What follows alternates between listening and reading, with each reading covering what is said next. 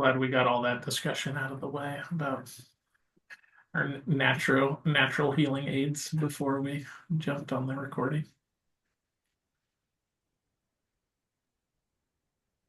Maybe I'm missing somebody knocking on the door. I was scrolling down to count. Julie. I bet that was hard to clean up. Her daughter once put Vicks all over the walls in the bathroom to help the dog with his stuffy nose. What a sweet daughter. She's now a vet tech. So, there was some foreshadowing there. It was hard to clean up. Let's see. Does anybody, I know we have a number of folks who are excused, aren't able to make it today, but it wasn't half of our folks. Annette, Dan, Adam, Kati, Sonia, Alicia, Cindy, Kyle, Jill.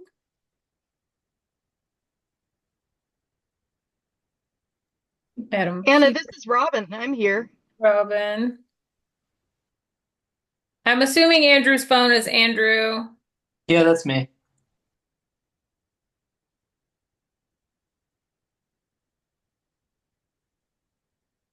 Oh, let's see. Hi, Jamie. Is Allison coming? Jesus is excused. I don't know if I have Allison's phone number. And Jill needs to leave at 3 o'clock. That's okay, Jill, but thanks for letting us all know. Anderson is excused. Carissa is excused. I know Anderson has a proxy here, but that doesn't count towards quorum. What about our state agency folks? Dana, April. Oh yeah, where are all of our state agency folks? We've got Kati holding it down, but that's it.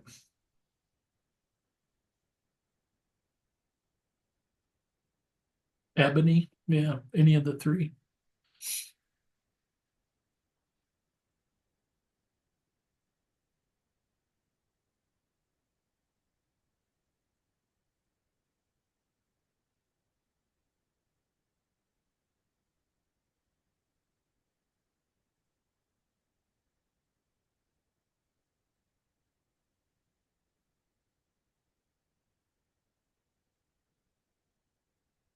Oh, we got April. All right.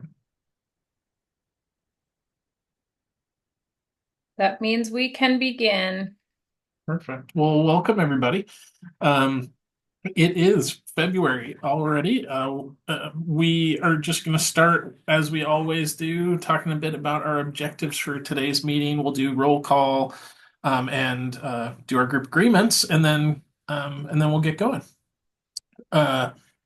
So if you'll go to the next slide, please.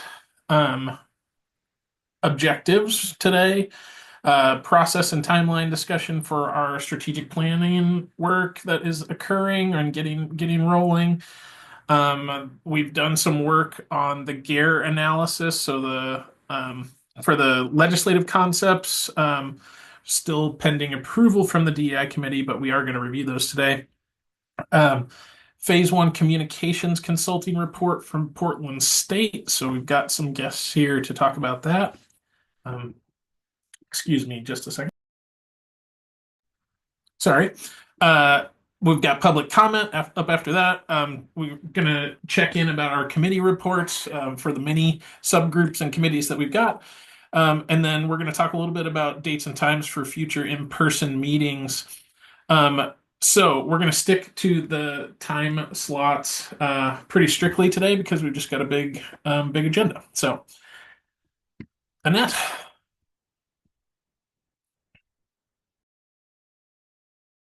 You're muted, Miss Annette. Magic to me, co-chair of the council representing Family Voice and communities impacted by juvenile justice. We'll go ahead and do the roll call now. I'll go by twos, so just simply state that you are here. Allison Stark and Sonia Little Deer Evans.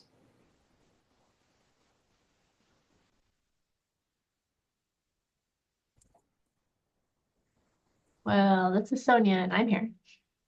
Thank you, Sonia. Jackie Serrano, Sandra Santos. Jackie is excused. Okay. No Sandra, okay. Robin Henderson and Kyle Johnson. This is Robin. I'm here. Kyle, I'm here. Adam Peterson and Patty Mosley. Adam Peterson here. Patty Mosley here. You. Emily Cooper and Dan Toma. Emily is also excused. Okay. Dan Toma here. Okay. Cindy Cecil and Jill Archer. I'm here. This is Jill. Hello. Cindy's here. Thank you. April Flint Gerner and Dana Hiddle. April's here. Thank you. Andrew Grover and Alicia Overstreet. Hi, Andrew's here. Alicia's here. Thank you. And Adam Rodakowski. Still present. So, Thank you. All right. Our group agreements. Family and youth are welcome to participate in the meeting at any time. Members of the public who are not youth or family can speak during the public comment period and freely contribute to the chat. You can send a private chat to Joylene Carter, Alicia Overstreet, or myself if you have a comment you want someone to say for you. Our group agreements are to be present and participate. Varied and opposing ideas are welcome. Challenge ideas, not people. Focus on our purpose for improving the system of care of Oregon. Practice respect. Avoid interrupting and use name and pronouns people introduce themselves with. Honor those with quieter voices and lean back or lean in. Be mindful of power dynamics in the room. Avoid acronyms. Use the chat and write definitions or ask for clarification. Avoid problem solving for individual situations or crises. And propose solutions.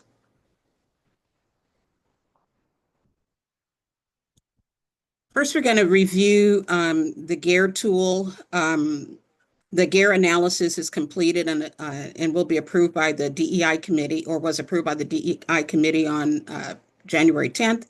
HB 2924, formerly known as LC 429, the council composition bill. So we're going to have Anna lead us into that work. Sorry, Annette, I think you skipped a little bit ahead. This is just the reminder we do GARE, and then we have strategic planning, and then we'll come back to the GARE analysis on the agenda. Sorry. Okay. Sorry. GARE questions. What are SOCAC uses the GARE tool to ensure we consider racial disproportionality in all of our decisions. GARE stands for Government Accountability and Racial Equity. It requires us to ask the following questions every time we make a decision on policy or program or budget.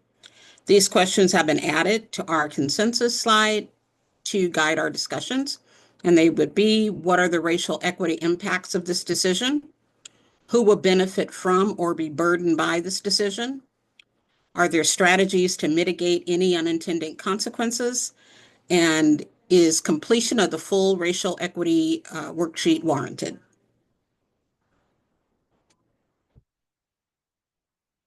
And now we will introduce Addie Smith, our strategic planning consultant. Addie, are you here? I am. Thanks so much. Thank you. Good I want to say morning, but that tells you a little bit about how my day has been. So good afternoon. It's nice to see some familiar faces and some new faces. My name's Addie Smith. I have a background that put me in the governor's office for a little bit, in the legislature for a little bit, but for the last 5 years, I have done a lot of assessment and strategic planning consulting in the Pacific Northwest, both with tribal governments and with state governments, including, for example, doing Oregon Youth Authority's strategic plan for them last year. So have a little bit of a specialty on bringing people to the table with diverse ideas and different solutions and working towards one plan that everyone feels a little bit great about and a little bit disappointed in, which usually tells us that we've come to the compromise or found the sweet spot. So I'm very excited to work with all of you. Prior to doing that type of work, I worked in youth and child serving systems as a probation officer in residential care and as an attorney that represented youth and families here in Oregon. So I'm not a subject matter expert, but have just a little bit of experience with the system. And so have a sense of what we're trying to coordinate here. But you all are the experts, and my real job is to just facilitate your expertise and get it onto paper, which I'm really excited to do. So I'm going to pause here because I know we're going to be working a lot together on a whole host of things, and that people have had a variety of experiences with strategic planning. So what I might first ask is for those of us who have ever been a part of a strategic planning process to raise their hand or virtually raise their hand. Okay, and there are a few people I'm looking really closely at because I've worked with them on their strategic planning. So now I'm going to say, keep your hand up if you had a positive experience, but drop your hand if you had a bad experience strategic planning. I'm seeing some of these, which is what I'm used to seeing, like yes, no, yes, no. So I appreciate that. I know a lot of us have had really bad strategic planning processes. I've participated in about 5 as a participant. 2 of them, I was like, this is the best thing ever. And 3 of them, I was like, why am I here? So it's my hope that we will keep this an open process and have a lot of open dialogue so that it really feels like folks are being heard, not just in the strategic plan itself, but in the process towards the strategic plan, which I think is a really nice segue to our next slide, which should be a plan for a plan. And I'm not sure who's in, thank you. Okay, so we're gonna do a 4-phased process for our strategic plan. And I wanna start before I even dive into these to say, I'm not here to tell you how this is to be done. I'm sharing what I think is a general framework to kick us off and get things started. I had the pleasure of getting to join the strategic planning subcommittee last week to run some of this by them. And we sort of came to a general consensus that we're headed in the right direction and headed in the right way. That doesn't mean that there aren't changes that are going to be need to be made to this. And I'm really here to hear from you about what's missing, what's not happening in our plan for the plan. So it's pretty meta today. So hang in there with me, but we're talking about the plan to get to the plan. If you didn't think I was a nerd before, you know just how nerdy I am now, because this is this type of stuff that wakes me up in the morning. But first and foremost, we're going to gather. That's phase 1, gathering lots of information. So here, where you see the word assessment, that is a very big, broad term. Don't get too lost in that word. It's kind of all of the assessments and background documents and information across the system that are going to help inform what we should be looking at, what our goals should be, what our objectives should be, what our action steps should be. Because what we're trying to do, fingers and toes crossed, is not reinvent the wheel and start to integrate the work that's happening across the systems of care here in Oregon. And when I say across, I mean both sort of top to bottom, and I mean across the regions thoughtfully. So we're going to be gathering all of that information, and I will be digesting it and starting to work on getting it represented to you in ways that collates it, which is me already moving on to the next step. So I'm going to pause. So there's no wrong document or wrong answer. If you're thinking to yourself, I really want to ask if that is something Addie is going to be reviewing or the strategic plan is going to be reviewing, the answer should be yes. And please, please get a copy to Christy, who knows how to get in touch with me. because this is a more is more situation. I want to take all of it in now because we're going to narrow it and then we're going to go back wide. So we're going to talk assessments. There's going to be that very exciting data party, which I already made this bad joke last week, but for some reason for me, that definitely involves pizza. So there's going to be, in my head, a pizza party around data that is happening, because how can it be a party if there isn't pizza? That's been on the agenda. That predates my time, but that's going to be a big part of the conversation of what we're gathering, what data is out there. And of course, because we're working within the systems of care framework, how are folks reacting to that data? We don't just want to know what it is. We really want to understand what are the folks who are serving and the folks who are being served and the folks across the system thinking that data actually means. It's not what sort of research alone in a room tells us that data is. We want real life, community-based, participatory research methods being engaged and used. So we're going to gather from that. We are going to host a series of community-based organization meetings with priority populations. We could probably spend your entire agenda today just talking on this item. But really, it's going to be empowering the folks who know best how to work with, talk with, and get answers from their communities to help us get thoughts and information about what should be included in the strategic plan. So it's really going to be recognizing what we already know, which is that as delightful and bad as my jokes are, not everyone is going to know me and trust me and want to give me the important information that we will need to create a real strategic plan. And so we are going to work with our partners who are best at that and empower those folks to do that work. We're similarly, but uniquely, because of the government to government relationship, of course, that SOCAC has, going to engage tribal partners to gather information from our tribal communities about the pieces of information necessary to be included in the strategic plan and what that should look like, what we're missing, what we're doing correctly. And finally, we're going to tap into the regional systems of care partners and make sure that we're hearing what's working over in Burns and what's working up here in Multnomah and what's working down there in Grants Pass and everywhere in between, so that we're really getting a sense of the regional differences. And so our strategic plan is not necessarily a one-size-fits-all model. It's going to be a plan that recognizes regional strengths as well as regional weaknesses. And as we take on this sort of strength-based solution-oriented focus, we know that not all solutions can work statewide. So we're going to gather that information from the beginning. So step one is just getting everything we think could be helpful to help us build the plan. I'm going to take the pause here and just see if folks have reactions to this, what's missing, what's not on here. You're going to see some repeats. You're going to see youth and family engagement that is specific and called out on each of our steps. You're going to see making sure that we're elevating priority populations on each of our steps, things like that. But as we look at the gather, what have I missed?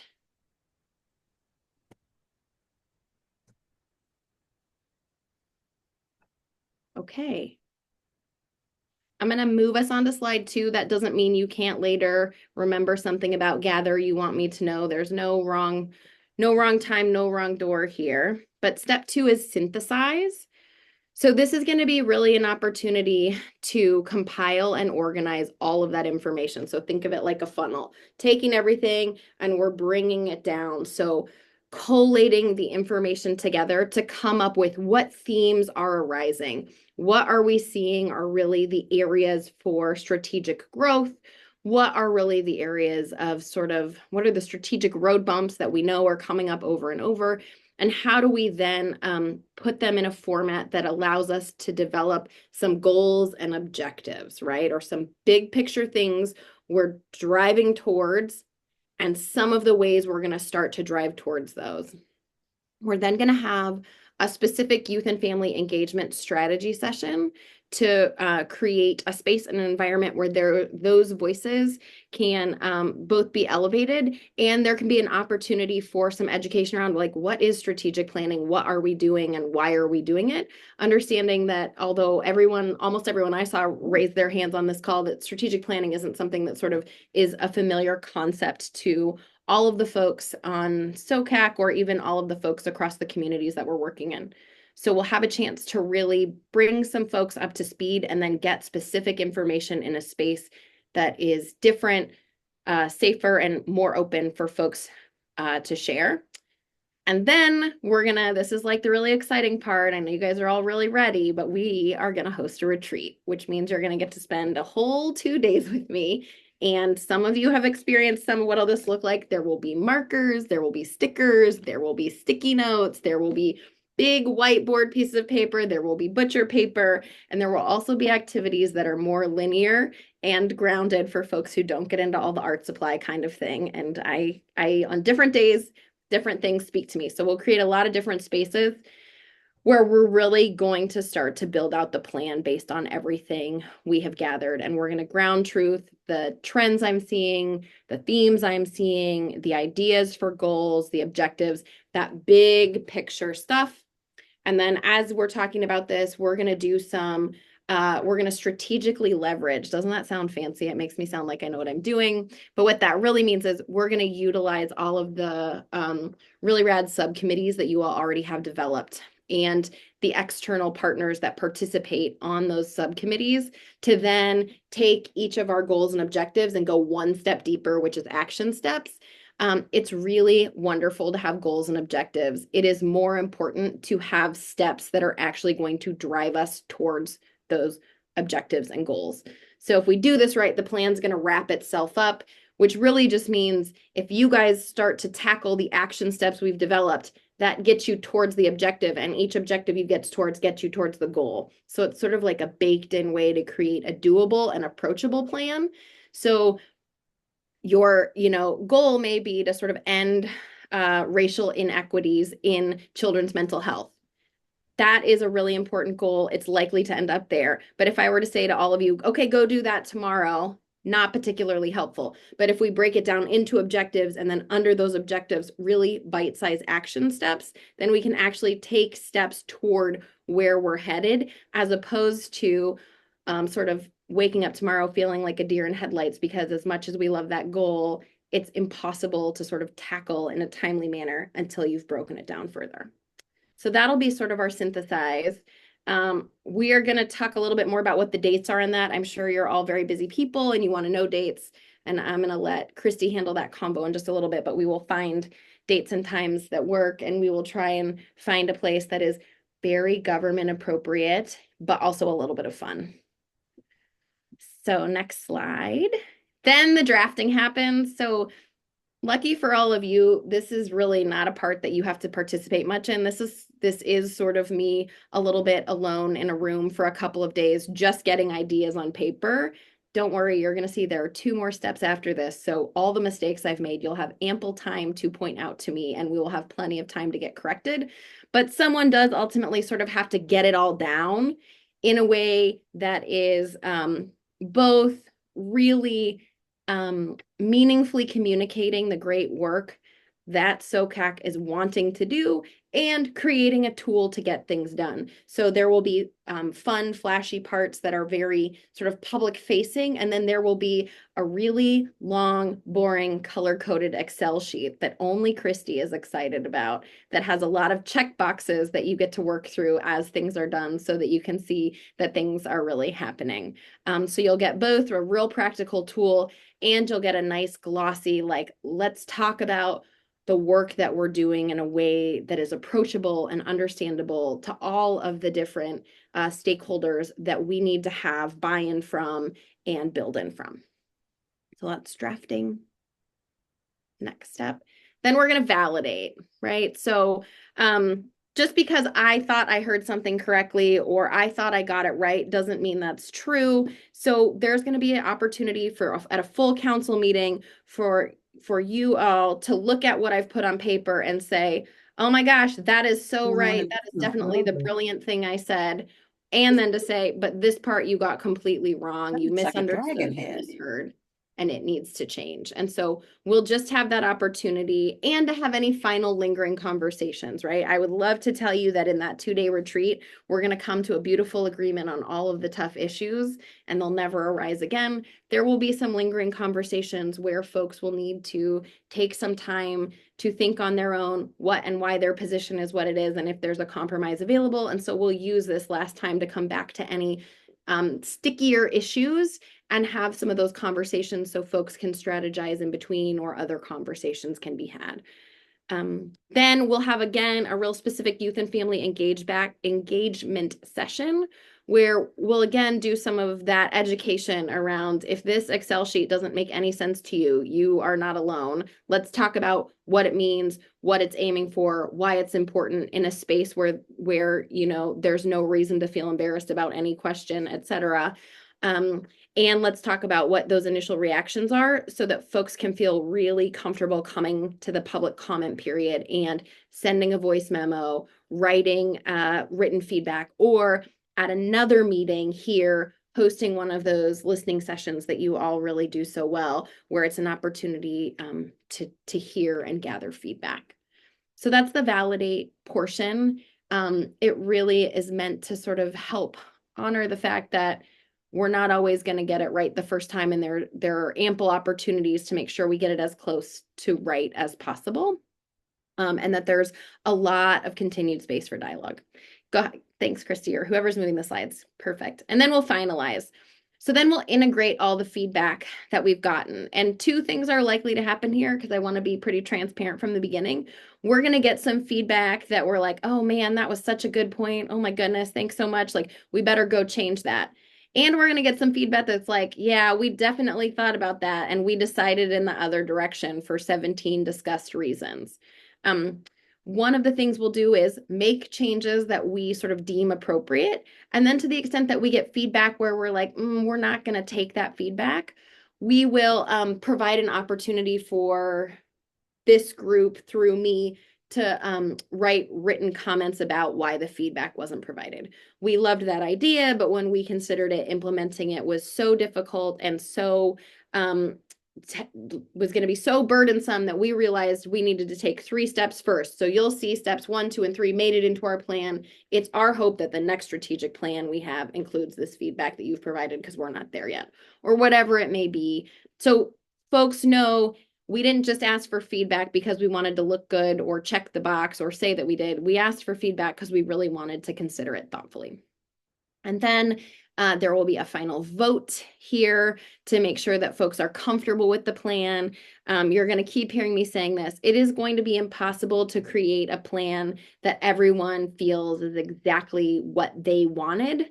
So we're really going to be having this conversation around sort of what compromise looks like and how it feels like you got a lot of what you wanted and some of what you didn't want. And that probably in the long run, with such strong and thoughtful stakeholders at the table, leads to what's just about right. You know, we're all going to give a little and we're all going to get a little, and we will have a lot of nuanced conversations about where that give and get is, and conversations around sort of what are bottom lines for people, because that's different than feeling a little disappointed, right? That's feeling like you've lost it all, and we don't want that either. And I'll help facilitate some of those conversations as needed, or encourage folks as appropriate to sort of have side conversations so they can come to the table with a suggested compromise. So then we'll take the final vote, and then it will be published.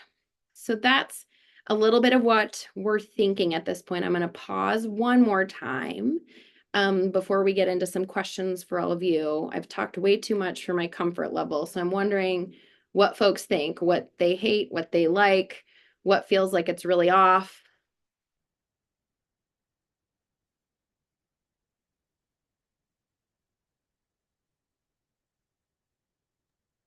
Okay, well, go right ahead. Oh no, Addie, this is Alicia. I just wanted to say that I really appreciate you stepping in, and I think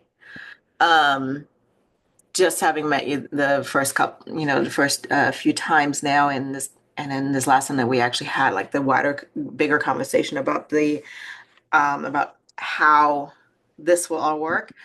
I really appreciate the planning and the plan piece, because it makes it just so easy to follow, and it's transparent, and we all know what we're supposed to be doing.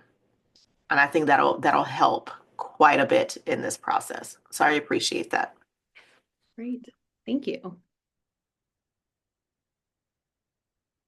Well, if while you all are on your walks or your drives or whatever it is where you're doing your best thinking, something comes up for you that you want to make sure I know, Christy knows how to get a hold of me, and I can also share, although I'm bad at multitasking, but in a second, my contact information.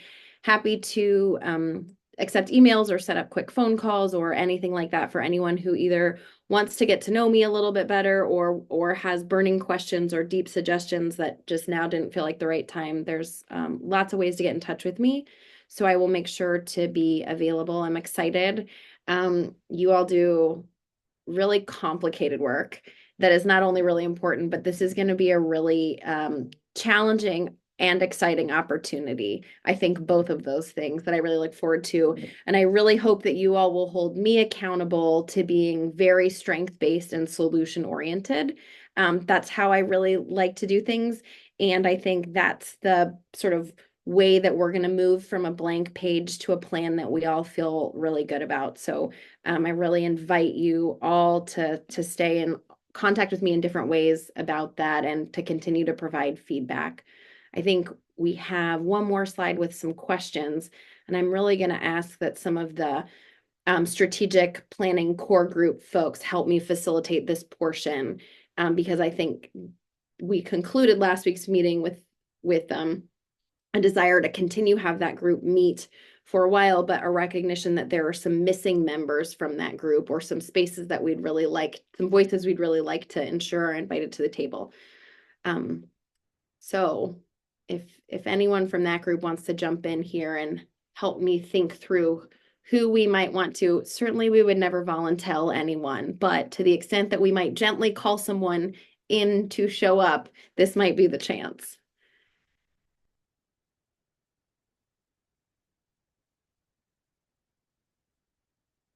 Thoughts on that? I know. Okay, we've got some folks in the chat coming in who are interested, which is really great. And there were sort of two specific interest areas. We were really hoping to look to youth participation and also payer participation, I think. And I would love some more thoughts on that. I'm seeing a nod from Robin. Robin, do you mind if I call you out to jump in and share your thoughts on that? Sure. No, when we were looking in the planning process, those were some of the areas, making sure that we have youth voice represented. And if being on the core planning group isn't your jam necessarily, then perhaps we put in a different process and make sure that we get that in there. But we also felt it was really important to have payer representation. A good portion of the individuals that we work with are covered by Medicaid specifically. So having the CCO voice at this table, because we may go down a road and go, oh, this looks like a really great idea. This is something we really think is cool. And we could have it all wrong. And I see Jill Archer volunteering. I'll do it. I'll be gone for March, but otherwise I should be able to make it work. All right. And I think we have a youth in the chat who's jumping up to join. So I'm excited to see that as well. And I really appreciate your willingness to share with me your role, because you're right, there's going to be a lot of new people for me to begin with. So thanks for being patient as I get to know each of you and all of the really awesome skills and talents you bring to the table. Super. And then I don't know, Christy, if you want to give a little bit of logistics about the retreat or if I'm getting a little ahead of myself. Yeah, I sure can. I think there's a slide. Some additional details. Sorry, Christy, before you go there, Alicia has a question in the chat. Were we also going to reach out to commercial pay? Can't remember. That would be a Dan Toma question, I believe. I don't know if you were going to reach out to commercial pay or not, but I'm here. So, Alicia, are we hoping to have them join the core group, or are we making sure that it's a part of the overall gather section of our plan? I honestly, I would probably hope both. I mean, of course, it is up to Dan's capacity on this, but I think that at least we should probably have a somebody who has an understanding of the commercial insurance area. I always elevate TRICARE and Champ VA folks too. But I recognize that might be a little bit more difficult. Although we could potentially just have that part of the kind of the information gathering, and there may be some cross collaboration over at with the Oregon Department of Veterans Affairs. And since we have Dan here, I would love to see Dan, if he has capacity for it, to either join the core group or at least kind of bring in some of his perspective. How could I turn down such a kind invitation? Thank you. We'll make sure it's a little bit of fun, I promise. I'll do my best. So we've got Cameron, Jill, and Dan. I'm just calling this out for Corinna to add them to those meeting invitations. And then Christy, I don't know if you were going to speak to the current meeting time and see if that works for those new members, or if you want to do that offline.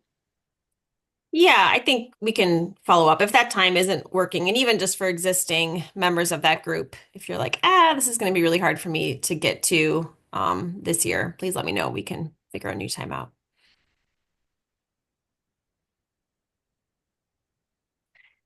Should we talk about retreat?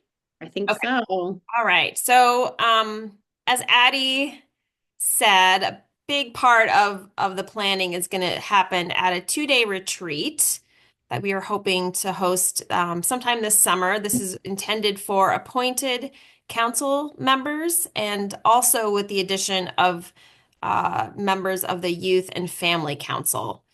So location and dates are TBD, but we do have a survey that I'm going to drop in the chat that seeks your preference on both date and location. So again, just council members, and then Joylene, if you can help figure out how to get this to other youth and family council members that aren't here today, but want to take advantage of your attention while we have it. So I'm going to give folks it shouldn't take more than a couple of minutes to complete this. As we are eager to get this on your calendars. I know people are starting to make plans for summer and summer vacations, and we really want to try and make sure we find a date that works for everybody. So.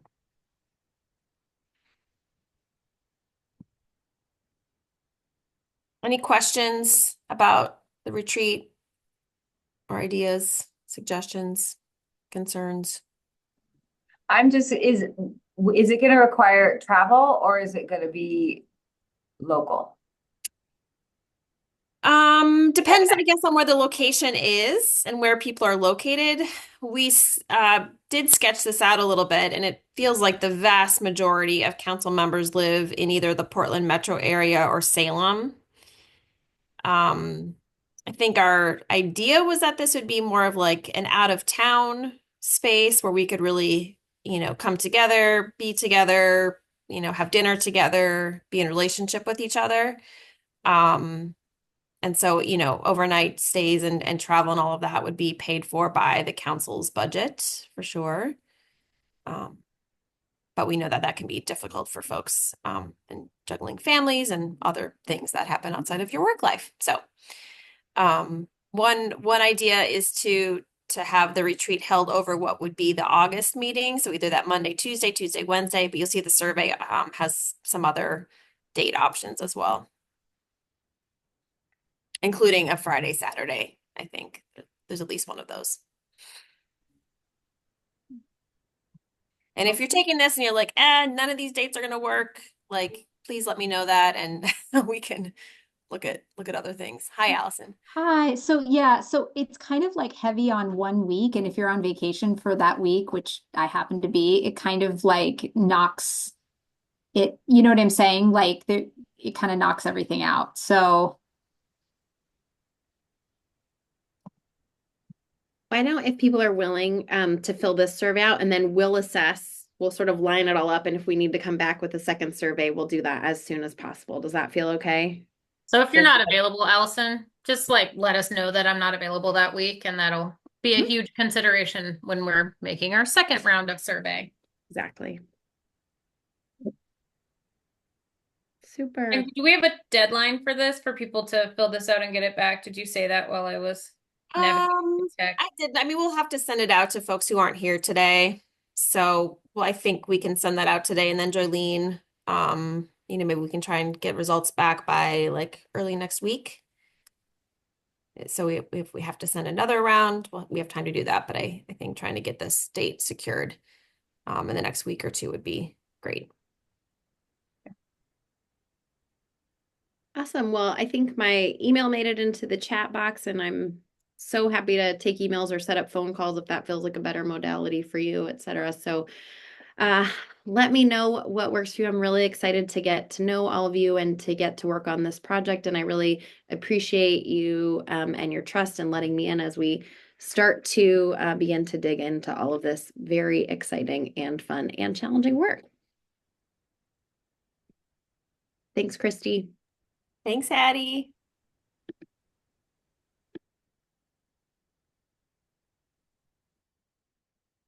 Now it's time for the gear analysis, Miss Annette.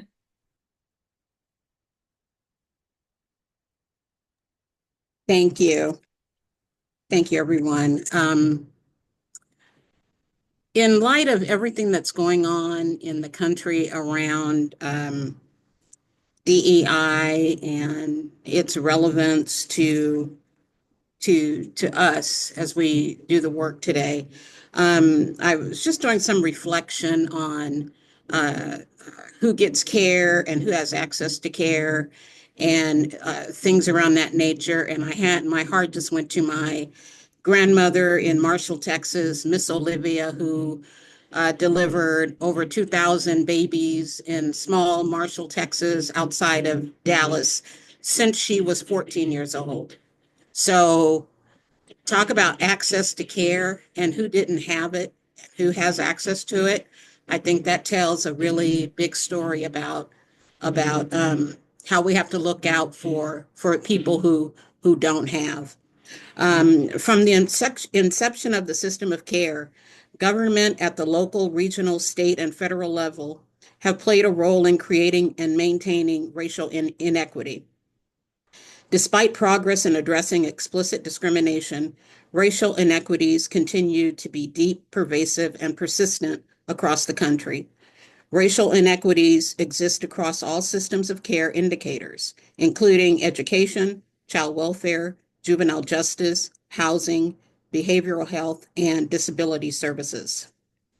Diversity, equity, and inclusion is so often misunderstood. One common misunderstanding is viewing it purely as a set of initiatives or policies aimed at increasing representation in the workplace or institutions, when it's really about creating a more equitable environment where everyone has access to the same opportunities, feels valued, can thrive, regardless of their background and identity. Another misunderstanding is equating diversity, equity, and inclusion with favoring one group over another, but it's about leveling the playing field, giving access.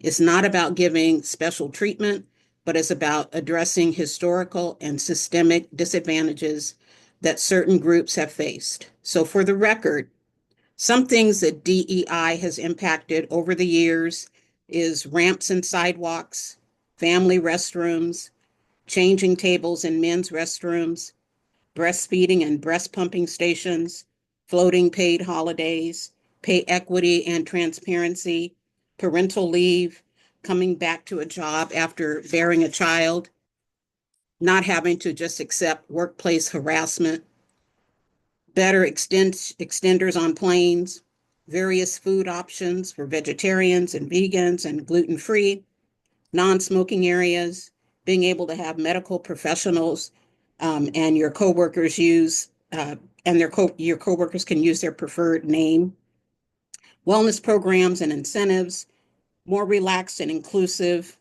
dress code policies, rooms to pray and meditate, and employee recognition programs. Also, materials in different languages, accessibility for bikes and public transportation accommodations, business not becoming fully cashless, company covered medical and behavioral health resources. Many of the things I just covered back when my grandmother was practicing midwifery probably would have helped that population who did not get access. So it's about access and covering people who do not, covering the people like Dr. Derek Bell out of Harvard Law School and U of O said the faces at the bottom of the well. It would have covered those people. What DEI isn't? Hiring an underqualified person for a job just because of their skin color. Hiring based on race just to meet diversity goals. And it's not a new buzzword or a fad. It's real. Some communities are excluded from access, and we need to have those people at the table feeling valued and participating in what could become their livelihood. So when I say I'm a community health worker, I get it honest because I got it from my granny, Miss Olivia, out of Marshall, Texas. Thank you. Thanks so much, Annette. I forgot I took down my share so that we could see you a little bit better. And with Annette's words in mind, we will be going over the racial equity analysis from the GARE, Government Accountability for Racial Equity, tool that the council has adopted. And we did do the analysis and had the analysis approved by the DEI committee for the council composition bill, what was previously known as LC 429. And that one has been accepted. So I'll review that, and then I'll show you a glimpse of where we're at for the bigger bill, what is now called LC 4326, the system of care omnibus bill that we've spent time discussing in this space. And please feel free to raise hands, ask questions, whatever as it comes up, so that we have a discussion and not just sort of me talking at you. So the name of the proposal is LC 429. It is related to youth and family representation on the council. It would have a statewide impact. Really, when we looked at existing racial inequities, and this goes back to a presentation that we had a while back with about the birth to prison pipeline, and to Annette's point about the disproportionalities across our children's system, where we see underrepresentation in supportive and preventive services of Black, Native, and Latino children in Oregon, and we see overrepresentation in restrictive services like child welfare and juvenile justice for Black, Native, Latino children and children with disabilities. Generally believed to be lack of access to care, social determinants of lack of access to the things that are social determinants of health, like housing, healthy foods, walkable communities, things like that. Lack of a culturally responsive workforce and a linguistically responsive workforce, the impacts of medical racism and medical ableism, and the stigma and distrust in institutions and publicly funded services. This decision does not, this bill does not have any specific impact on the outcomes measures, which our data committee is very familiar with. So we indicated that there. Here's all the research citations that were done to talk about those inequities that I just discussed. And then how's the right questions been asked of the right people? What are the data gaps? Really, we focused on asking people with lived experience in this case, because that was the space that we're trying to carve out additional room for at our table. Currently only 4 out of our 25 appointed seats are reserved for youth and family members with lived experience. If passed, youth and family members would represent a little over a quarter, 27% of appointed seats. So we're really trying to bring balance to the council where we would have about 30% of people bringing their lived expertise as their primary lens, about 30% of people being in the payer provider kind of space where they're caregivers of some sort, and about 30% of our council being those executive branch agency or judicial partners, right? So we're striving to bring balanced co-equal partnership to the conversation, so that all of the solutions and strategies that we build as we create the strategic plan are doable from all of those different lenses and impactful to the youth and families who are impacted by the system. The only other thing to point out is that in the bill, we need one more additional amendment that I have right here on a sticky note in front of me at all times, so I don't forget. Our youth had asked that we please remove the word ward from the definition of eligible youth to participate on the council. They find that word to be stigmatizing, and it has been a barrier to getting people to apply for that seat. And so that word was not amended out of our statute in the current draft, but we will request that amendment as it walks through the committee process in order to honor the language that youth use to describe themselves as they've had that experience, and sort of thread the needle of making sure it still abides by the legal definition so that we know who we're talking about from a legal standpoint, and we're welcoming and open to the young folks who want to come to the table. Exciting news in that regard. We do have a new youth who has been recommended for appointment by the governor to that open seat that's been sitting there for so long. So we hope to have that person joining us with governor appointment at our March meeting. The only other thing to point out is that there were some concerns around making sure we have enough funding as we're increasing youth and family leadership and engagement in the space.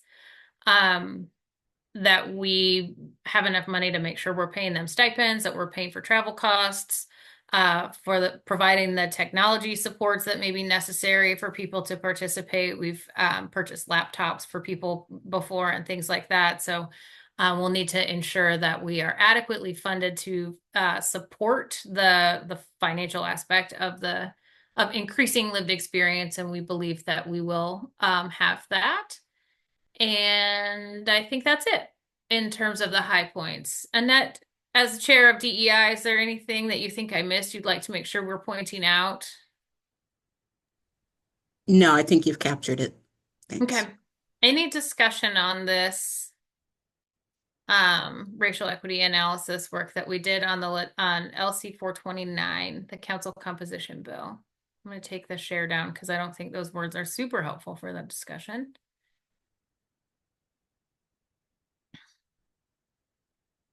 Julie. I'm not on the formal council here, but I understand family people can make comments anytime. I'm curious. Hillary affirmed that my memory was accurate. I'm curious how we moved from the pre-SOC system of care infrastructure when all the local county advisory councils were required to have 51% youth and family lived experience to the makeup that we have now. Is there a historical reason for shifting the number of, or the percentage? I don't know what the reason is. All I know is that the bill that created us, which I did not have a hand in creating, Senate Bill 1, has specific seats listed out for different governor appointed members, and it lists 2 members who are DHS members, 1 member who works at Oregon Youth Authority, 1 member that works at Oregon Health Authority. So just the way the bill was written created 4 seats, 2 for youth and 2 for families. And so that's the council mix that we have today. I see Robin Henderson has a hand up and was way more involved in the creation of Senate Bill 1 than I was. I don't know, Robin, if you want to. Yeah, I would be happy to address that issue when the folks who um work together, at that time it was called the Children um with Special Health Care Needs Task Force, were looking at where the systems issues were. This was not designed as much as a big S, big C system of care. At that time, this was designed more as a little s, little c system of care, and was more focused on how do we bring youth, family, and all of the agencies that we need together to the table. Over time, that's transitioned more to some of the big S, big C, but the folks who designed this, and that included youth, families, advocacy organizations, agencies, all kinds of different folks at that table, were pretty intentional about wanting to ensure that we had a breadth of voice, knowing that there were other types of organizations. The intent was not for this to be a big local SOC, system of care. The intent was for this to be something that could really look at the system itself. I hope that helps, but that was the intent of the individuals who were together at that time who put forward this legislation.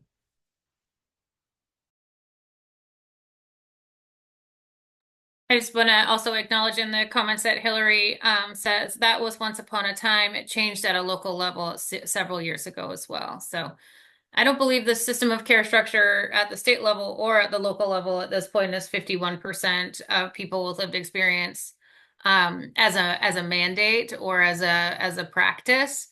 And that said, I think it continues to be important, especially for some of the folks in this room, to acknowledge that lots of people who work in systems have lived experience, and that is part of why they go into that work. And yes, they have different perspectives as a result of being in a system, but that doesn't mean they lose their experience of growing up in foster care or being impacted by the juvenile justice system as they continue to try to change that system from within it. Alicia. Yeah, I was gonna just elaborate on what Robin said just a minute ago. I think from my understanding, having done or joining all these trainings at the national level, the system of care framework as a whole, um, I think it's more kind of like striving towards having a 51% um, representation of family reps or individuals with lived experience. But I think that is geared more towards the local SOCs. And I think from my understanding, quite a few of the like state level councils um, are set up more like we are in a way. And with that said, with us creating or having created the additional youth council, and then now building the family advisory committee, from a person with lived experience or as a parent, my hope is that we can bring in all those voices that, the 51% would normally make up in that space and elevate all those voices into the full council. But also it being more of a more welcoming space for family reps over at the Family Advisory Council. And I'm sure, don't want to speak for youth, but I'm sure that's, a similar kind of sentiment for youth.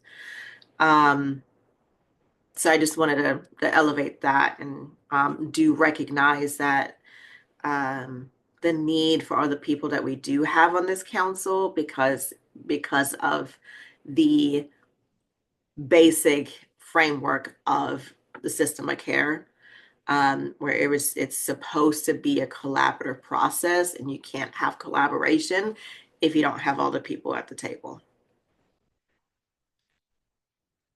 Thanks, Alicia. To that point, I think if we just do the math, if you think about like, we need to have child welfare in the room, we need to have commercial payers in the room, we need to have Medicaid payers in the room, right? We don't even have VA or Champ VA, right? The military payers in the room, right? So as we've thought about like, who are the people who hold the levers in the system, and we need to have all these different people in the room to listen to the voice of youth and families, and to understand and build relationship with them and see them as people, but also to do the work of changing the system. If we put all those people in a room and then said, now we need twice as many of those people to be lived experience, the voice of youth and family as voting members of the council, we'd have like a 75 member council, which is also an administrative challenge. And Corinne in the chat mentioned that requires a lot of administrative support to sustain the 51%, and that has not been funded by the CCOs or at the state level to make sure that we could provide the outreach support and engagement work that would need to be done in order to support a council constructed in that way. So working towards more equal representation, but not there yet, and acknowledging that fact. Any other discussion or comments on the GARE analysis of House Bill 2924, which is the new name of the council composition bill?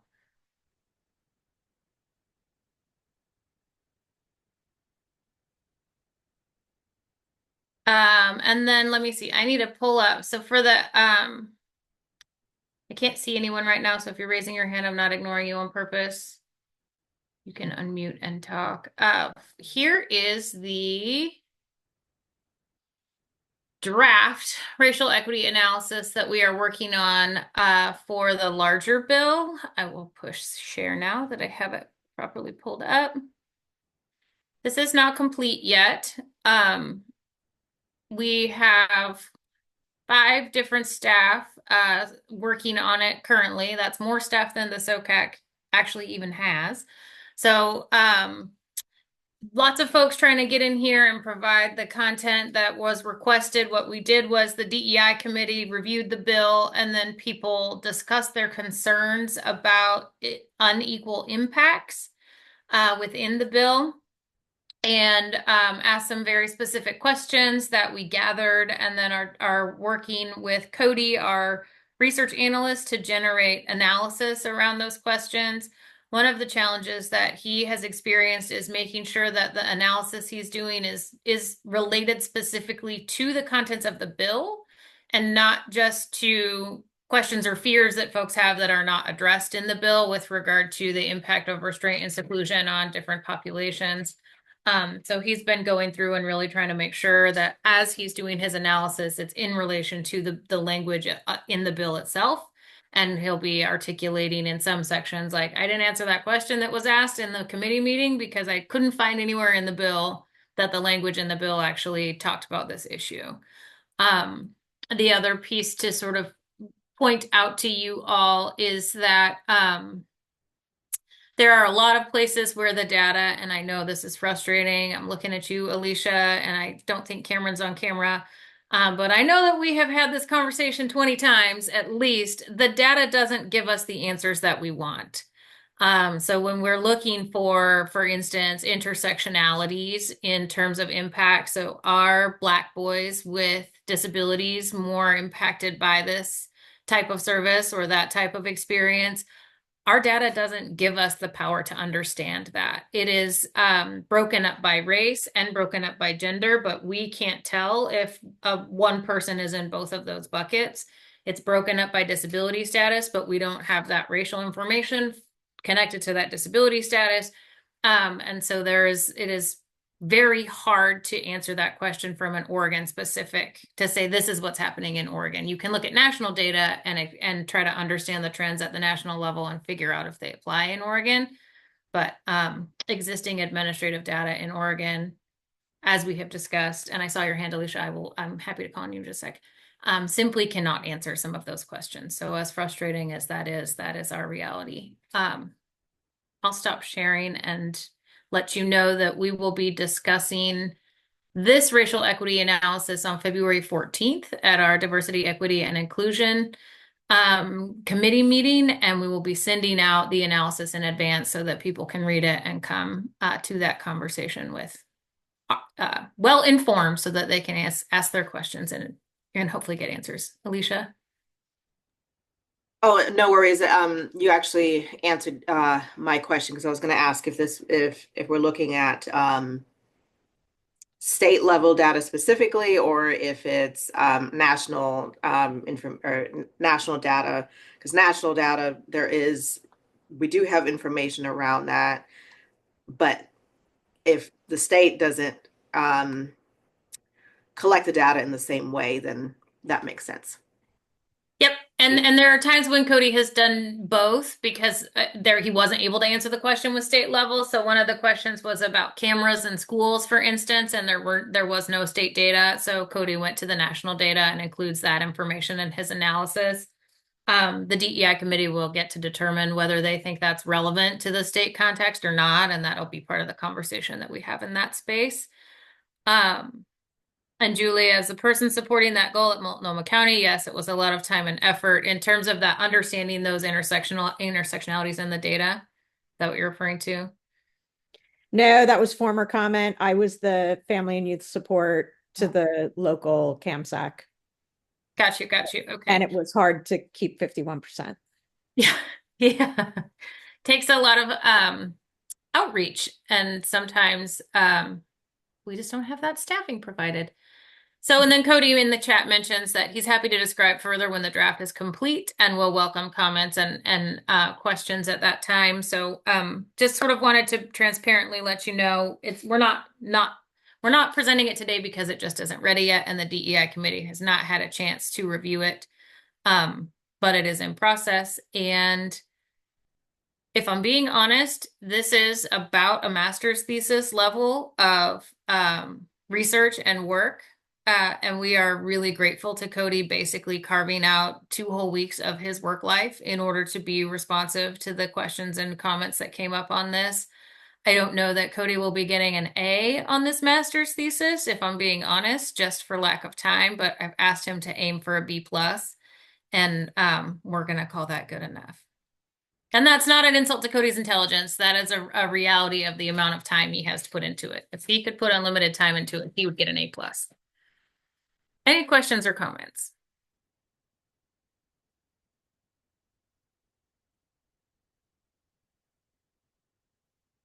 All right, well, we are moving through our agenda more quickly than anticipated. But I see that Kate Ramos is here. Kate, are you comfortable going ahead and hopping into it about a half an hour early? Yeah, I think that's fine. And I will be able to share my screen. Is that okay? Let me make you a co-host. Thank you. Do you see the green button? Yes. All right. So I think it is Adam who's here to introduce you if you would like to. Adam, I don't mean to take the talking away from you. That's all good. No worries. Hey, Kate, thank you for being here. And good to see you again. So Kate is with PSU and is lead investigator on phase 1 of the Portland State University Communications Consulting contract. So I think, Kate, you've got an update on phase 1 and then are looking for some feedback from us so that you can get kicked off and start phase 2. So that is what I've got. And with that, I'll turn it over to you. And again, thanks for being here and thanks for being ready to go early. Appreciate it. Thank you so much, Adam. I really appreciate it. And we're just going to jump right in. Maybe we can really keep it going, keep the momentum going. Before we get started, I just wanted to go over briefly like what I'll be covering today. And our presentation is outlining those phase 1 findings that Adam was just talking about. We're going to talk about the key challenges and opportunities that we found, and we'll talk about what phase 2 of the strategy will look like. We are going to conclude with a time for Q&A. So I'm going to move relatively quickly through the first few slides just to give a background and people can look at it more in depth in their own time. But please feel free during the time that I'm just rambling on to pop your questions in the chat, because then we can facilitate those at the end. And I don't want anyone to have to hold on to it and try to remember what they want to say. So let's move right into our introduction. My mouse is sticky. Okay, we're gonna talk about right here. That's me. Hi, I'm Kate. I'm a student researcher at PSU, and I am honored today to present the findings from our Phase 1 report on SOCAC's market research of communication, engagement, and outreach effectiveness. But before I begin, I just want to take a moment to recognize the Oregon System of Care Advisory Council for its dedication in strengthening care networks for youth and families. A special thank you goes out to Anna Williams for her leadership, as well as to the many collaborators, service providers, and community partners who contributed to this research. Your insights were truly invaluable. Though the project is rather specific, which we will be getting into next, I just wanted to acknowledge the depth of research that everyone chose to share with me during their time, and it will inform future phases. Even if you don't see all of those things mentioned today, just know that I definitely have taken in all of that information. It's not lost. Okay. So we'll move right into the scope of our project and what we're doing, why we're doing it. In the fall of 2024, PSU began exploring SOCAC's messaging. So our first part of a 3-phased plan was just to discover what's going on with System of Care Advisory Council. And we met with Anna Williams, and then we decided how many people we would interview, develop the framework for that, and move into that interview phase, which is Phase 1, which I'll be talking about more in detail. Phase 2 is where we take all of that information and start the planning stage of this, building that communication plan. And then thirdly, we'll act upon and implement the plan. So we'll dive into a little bit more detail here about what Phase 1 encompasses.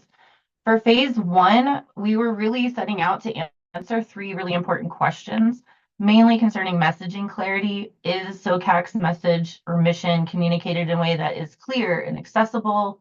What's the engagement representation look like? How effectively are we collaborating with youth, families, and community partners?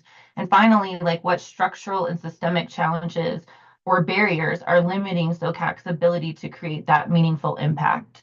So over the course of a few months, we interviewed over 15 different people, usually about 75 minutes long interviews. So it was a lot of talking. And I'll talk a little bit more about why we were collecting all of this information just briefly. We took all of our interviews and all of the transcripts and all of that data, and we did a sentiment analysis, we did a thematic analysis, we did a Likert scale analysis, and a keyword analysis. And we'll go into those under the results and findings. I just wanted you to be aware of the reasons why we were wanting to talk to everyone for so long, is that we could get a lot of information, even if it's qualitative or anecdotal. It's still really important to understand where SOCAC is at and how it can improve. So let's talk about what your voices revealed to me. What is working? What needs work? That's probably the most important part of this presentation. Okay, so we'll talk about, and this isn't showing up great. See if it'll load. Okay, while that's loading, we'll talk about this. Oh boy, go backwards the other way. Sorry, guys. My Power BI is taking its time. Okay, well, oh, there we go. Yay, while it's loading.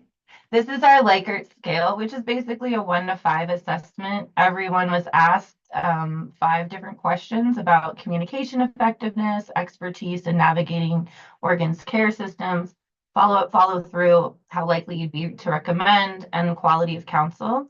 And 5 would be the most positive response someone could give, and 4 is the most negative. So what we can see from our averages here, we're just looking at a high level view. SOCAC performed really well. Like, it was very positive. Mostly the responses were very positive. But we can see that there was a breakdown based on interaction level and region. So what I've done is created a dashboard, which you guys will be able to access and look at more in depth to showcase the differences by interaction level and region. So you can see on average, if we're just looking at the things that stuck out to me the most, would be the fact that the quality of council was rated in the lowest area. But when I was digging deeper into what that means, largely a lot of people, because SOCAC is so new and so many things are changing, highlighted the lack of having concrete deliverables. So it's really hard to gauge on a scale of 1 to 5 what the quality is if you feel like you're not finished yet. So I just want to acknowledge that in that number, I think that there's some flexibility as to why that is. And then that varies based on region. People in the Portland metro region feel differently than people in Eastern Oregon. And I think that's something that you could reasonably expect from a study like this. When we looked at our keyword analysis, we took all of our transcripts and analyzed them looking for the most commonly used words, the things that were just coming up over and over and over again. And youth was by far the most brought up word, which makes sense. You're serving the youth. Families also came in right behind. But one of the interesting things that I felt definitely wanting to point out was how often over the course of my interviews that I heard about things like ego and power dynamics, right? And systemic barriers that people are facing within that space. So we'll dive a little bit more into that when we look at the sentiment. We wanted to look at how everybody felt about all of SOCAC's role and its effectiveness.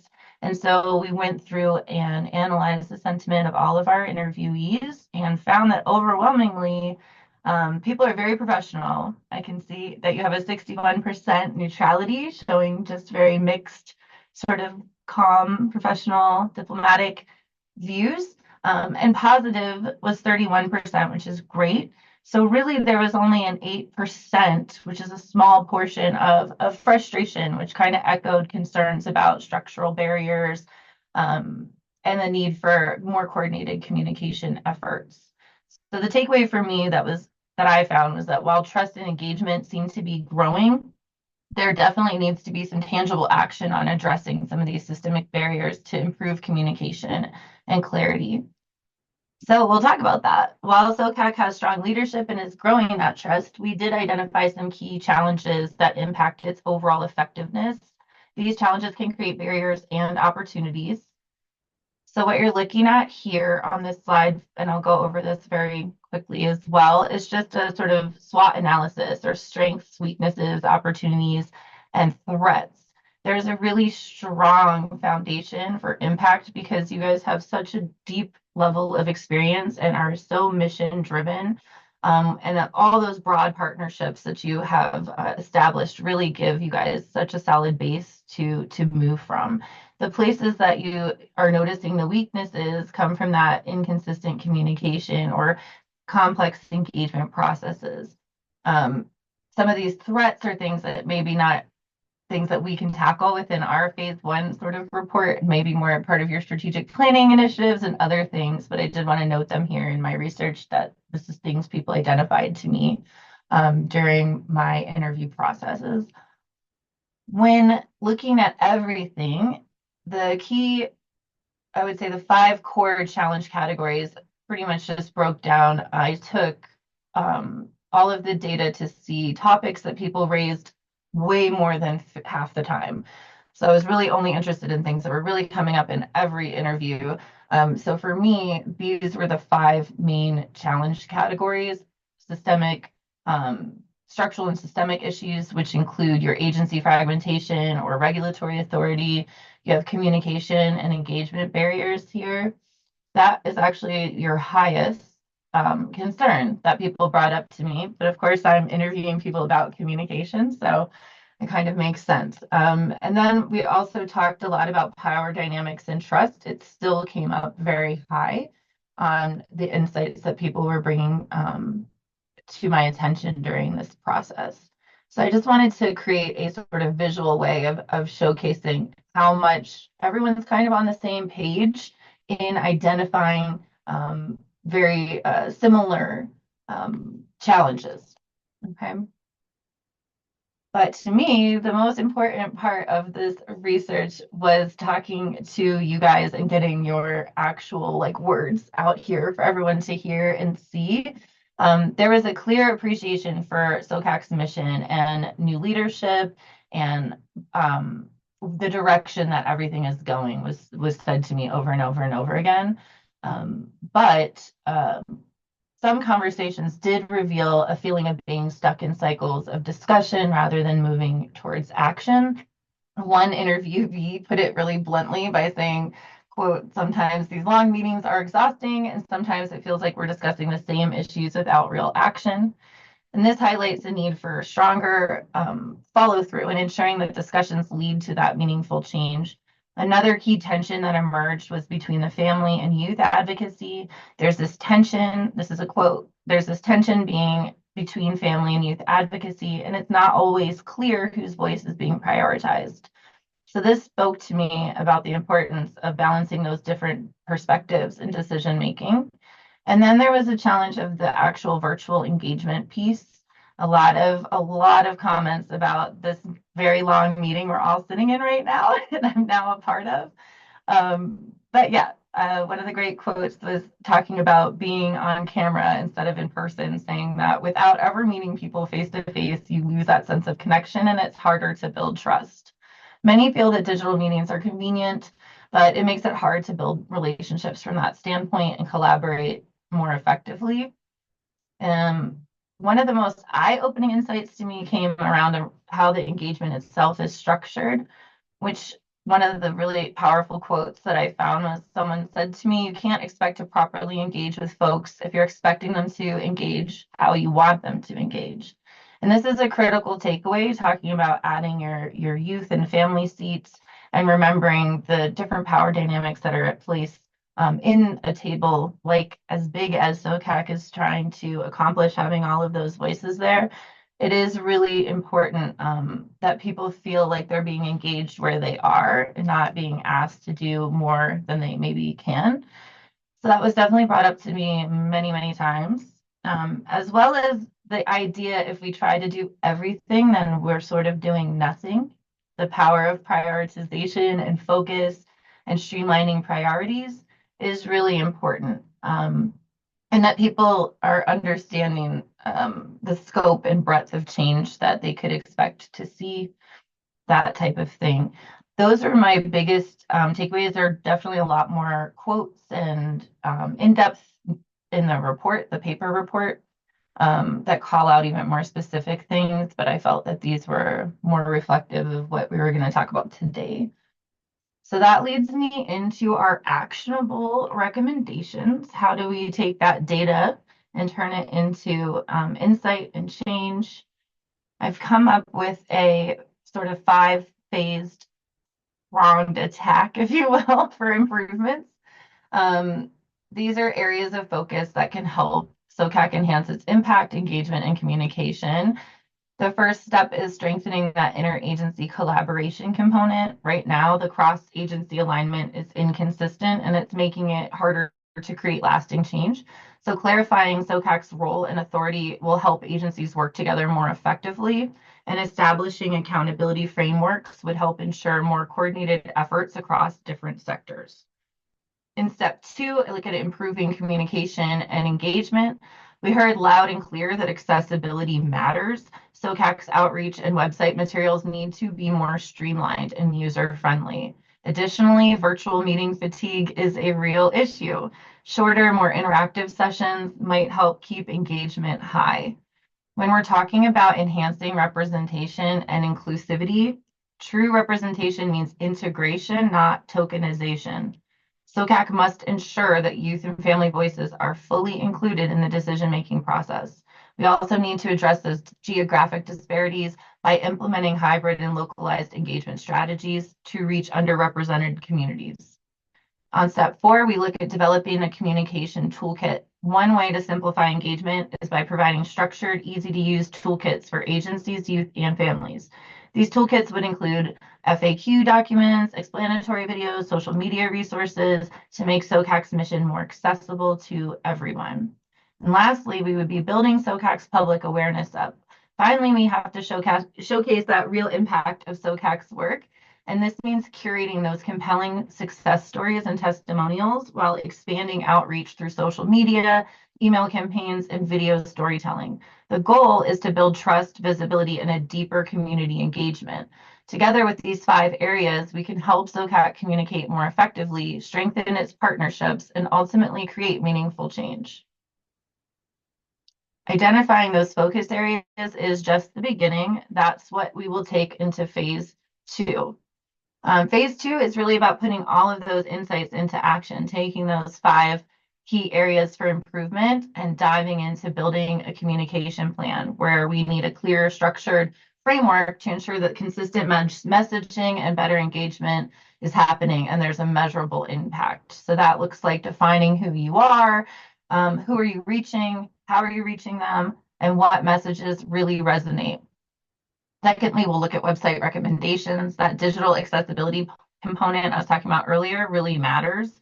We need to refine SOCAC's online presence to make that information clearer and easier to navigate and more engaging for families, agencies, and community members to show up and engage with the material. And lastly, we'll work with our messaging strategy, which will be building a compelling message to build trust and credibility. Phase 2 focuses a lot on storytelling and success narratives and channels for sharing those things, which will help clear the way for advocacy messaging to amplify SOCAC's impact. So the goal is to create this giant communication strategy that will be more effective, more inclusive, and action oriented. I feel like I raced through it. So then, now that we're all done with the meat of a very meaty presentation, I can open it up to talk more about, and I can go back to any slide you guys need to see in the chat. So if Anna wants to help facilitate questions, or I can just look in. Sure, I'm happy to. The full written report is attached to your calendar invitation for this meeting, as well as on the meeting tile on the SOCAC webpage. The confusing, visually unappealing, and hard to navigate SOCAC webpage that Kate just referred to. So what are your thoughts? What are your reactions? Remember, this is really about our communication strategy, and I know that Kate wandered into some of the other things, but our communications affect so many of the other pieces of our work. So what are your reactions, crew? I don't know, Kate, if you want to pull the slides down, and then if somebody has a question about a slide, maybe we can pull them back up. Do that.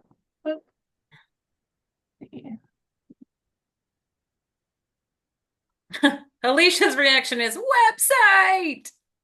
Oh my gosh. Stop share.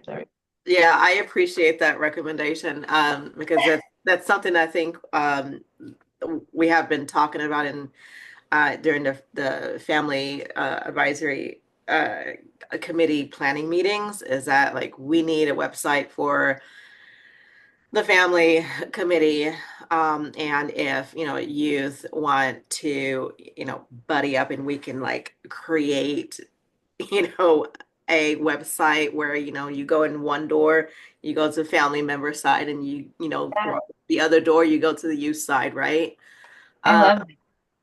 Like that was that one of the things I noticed, not to talk over you, but one of the things that I did notice in doing all of the research and thinking about ways to improve that communication was looking at how we can have different approaches for different people. I mean, we have so many different people coming to the table, and it's really important that the information is accessible to everybody in a way that's meeting them right where they are. And I think that is such a great idea. I really look forward to talking to you more, Alicia, in phase 2. And I think you'll have a lot to add for sure to that.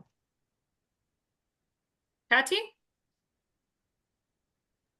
Thanks. I think that after 17 years with the state, I've become immune to state websites because I actually think the SOCAC site's pretty good and easy to navigate. But it could just be, again, years of experience with state websites. You should have seen them 15 years ago, Alicia. They were really bad. But all joking aside, I think the takeaway, Kat, is, or Kate is, apologies, like having a strategic communications approach that reflects what the SOCAC is trying to do would be very beneficial. I love the idea of having sort of audience specific ways of and I would wonder if these might show up well as little case studies or little, here's the journey of a student in your system. You have a student, you know, from ODE's perspective, where this is a particular situation for them. Here's how your local system of care and the state system of care can support that, you know, sort of like journeys.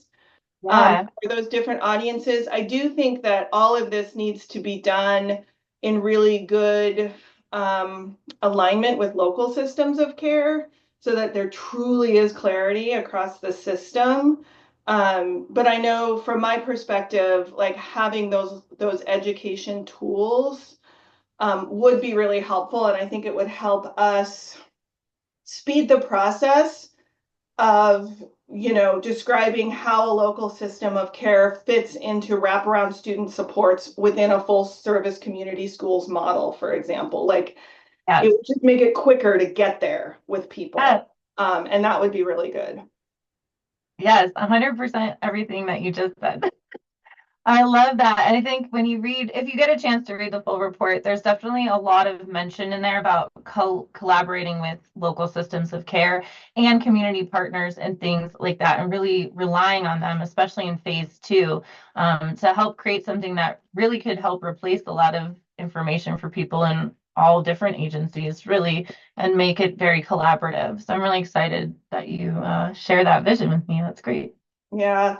I'll also say, Anna, you have someone on your staff who has experience creating a non-state agency look website for a state agency effort. And I bet she could leverage that experience and get the SOCAC to a different kind of website look and feel that is much more friendly and easy to navigate. Yes, it's Christy.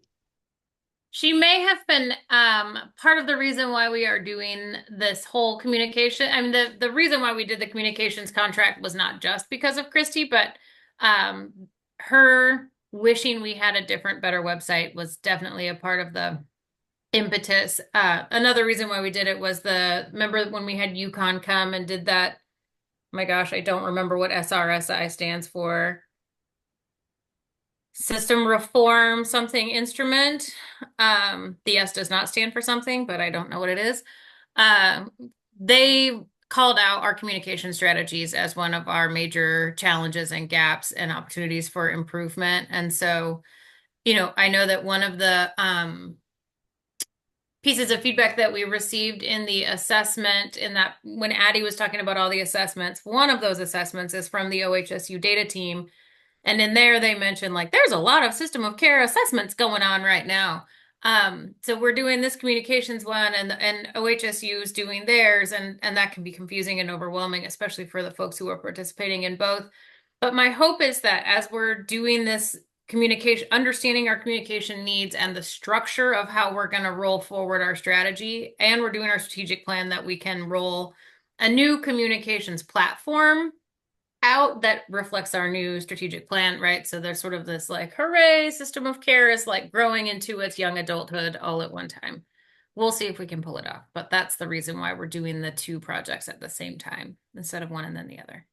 Yes, and then just to piggyback on what Anna's saying, you know, the communications is really putting out all of the work that everyone's working so hard at. One of the things that really got me speaking to everyone was just how much everyone really cares and is coming to the table to make these changes in their individual roles and jobs. And there's a lot of successes individually, and there's a lot of things happening.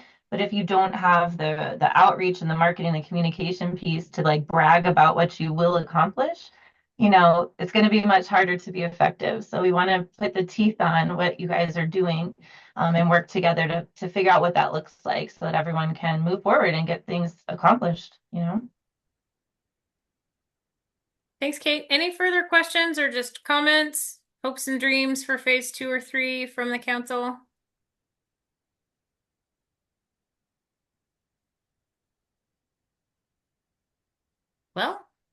Thank you so much, Kate. She will be sticking around with us for phase 2, which we are kicking off. I don't know, Kate, if you have any specific timeline updates you want to provide on that. I haven't yet. I'm waiting to hear back from Jim, who is my over person, on what we'll be doing for the next phase and how we'll be taking those next steps. But I have already begun my own research into like your existing communications and getting a pulse on what exists currently. So that's where I'm at right now until I get with Jim, and then I'll have a meeting with you and update you on how we'll be rolling forward. Okay. So council, again, as thoughts and suggestions around communications come to your brain, feel free to either pass those to me to hand over to Kate and Jim, who is her faculty supervisor, or send it directly to Kate. If Kate, are you comfortable? Yeah, please, anything. I mean, my email box is open to anyone at this meeting or whoever listens to this meeting and wants to chime in and give me your 2 cents or 5 cents, however many cents. That's fine. I look forward to that. I have really enjoyed getting to know everyone. So whatever you want to send me, go for it. So Kate, if you can put your email in the chat, we do post these recordings of these videos online, but it doesn't include visual of the chat. So we will not be putting your email on YouTube, just for your own. Great. I'll give you my school email because I graduate this year. Excellent. Well, thank you so much. Really appreciate you and your work and look forward to phase 2. The Thank rare you. self-docs. Thanks so much. So now it is break time, but we are like way ahead of schedule. It is 2:12 and we're supposed to take our break from 2:45 to 3. I'm looking at Annette and Adam. Would you like to take the break now and then come? I want to make public comment period start at 3 because if folks are waiting to come into the meeting at that time, I want to make sure we meet them where they are for that. What do you think, Annette? Adam? You can take a break now. Yeah, I think that's fine as well, because committee updates, we can kind of stop close to 3 and then roll into public comment. So that should be fine. Okay, so what time would you like to be back? We had scheduled, wow, 15 minutes for break. Do you want to take 15 minutes today? Yeah.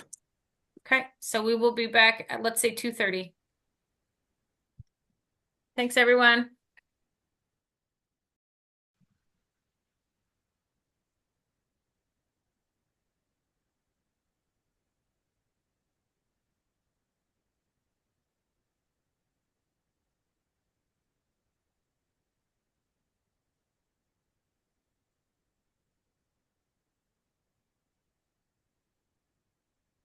Sonia, do you guys have a bunch of snow, or did you get any snow? Yeah, okay. I was curious. Lots, and it's coming down right now as we speak. Saw the coast had a little bit of snow, it looked like this morning in some spots too. Yeah. And over here, it turned to solid ice through the night. So this morning's drive was super fun.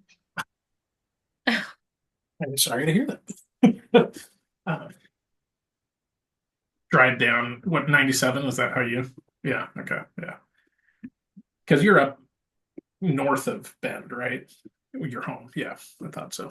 Yeah, it took me 2 hours to get from Culver to Bend this morning. Yeah, yikes. Okay. Well, assuming that folks are back at their desks, we have quorum, Adam.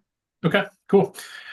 So we've got some updates from each of our subcommittees about work that's happening. For council members and non-council members who are taking the time to be with us.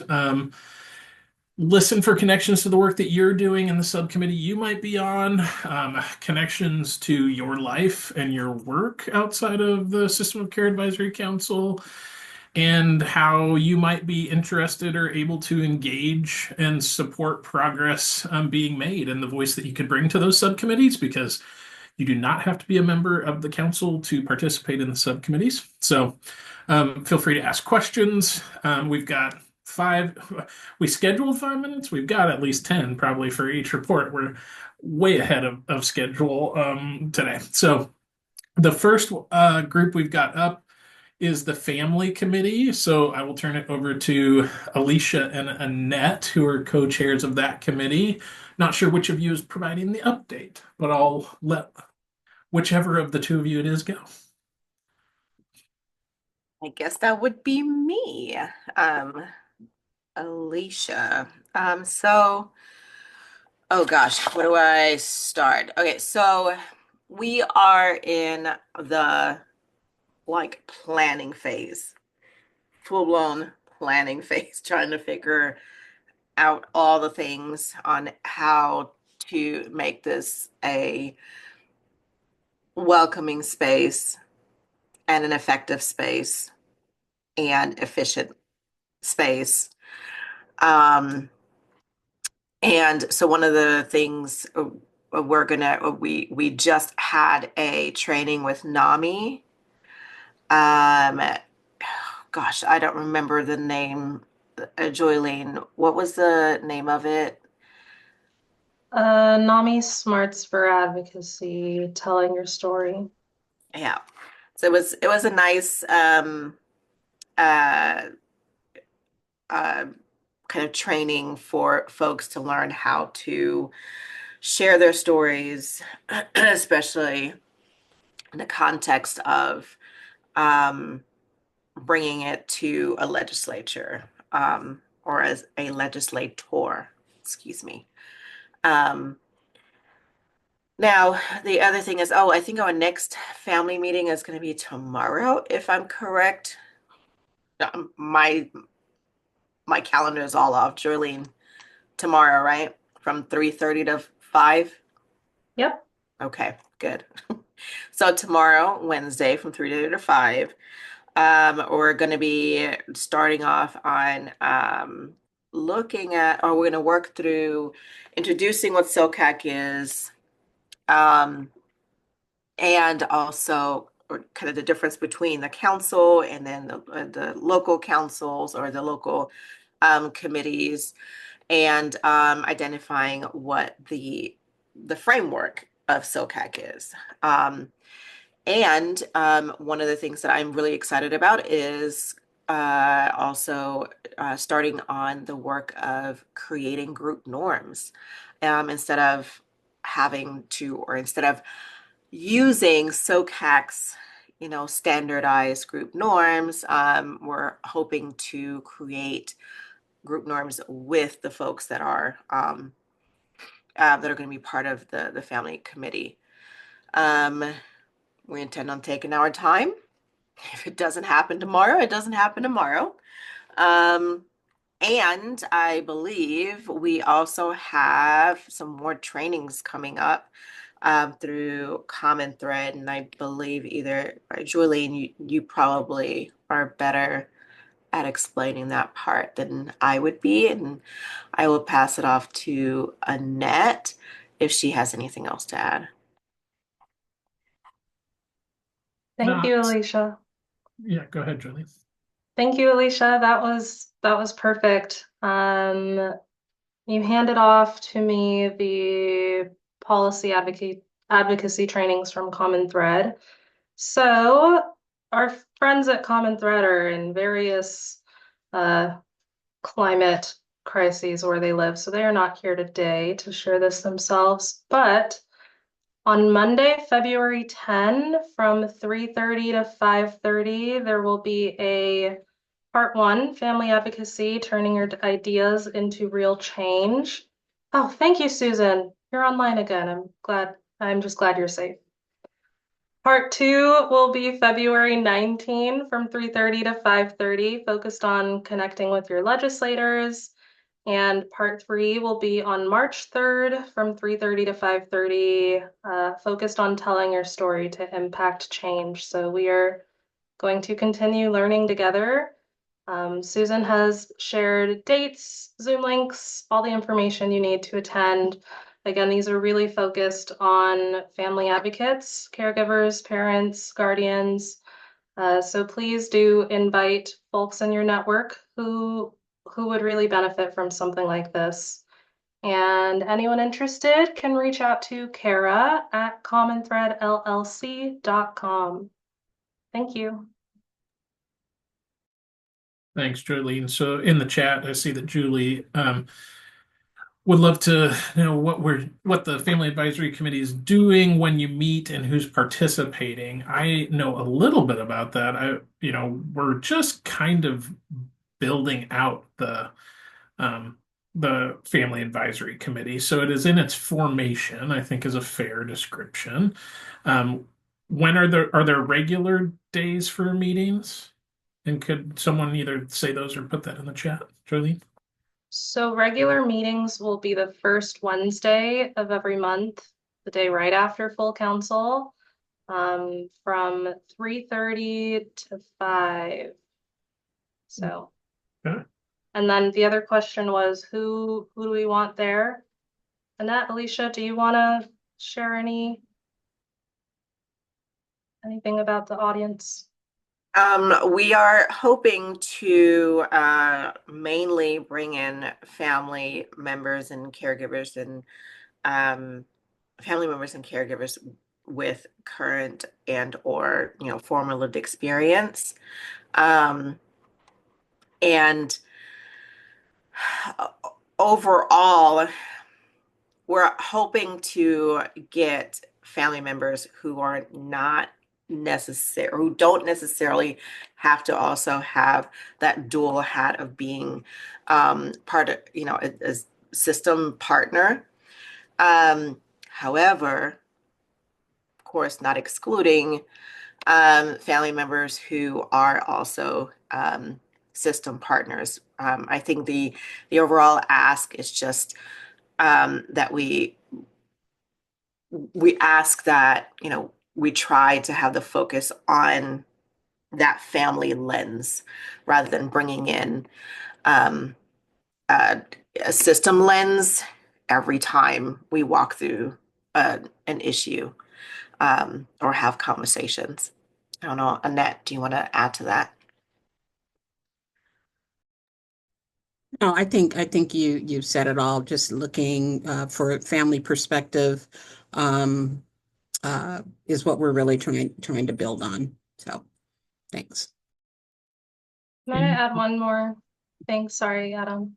I think the difference is if you are a person who is like you wear many hats, right? You're a person with lived experience and you work in a system, and that's why you got into this role.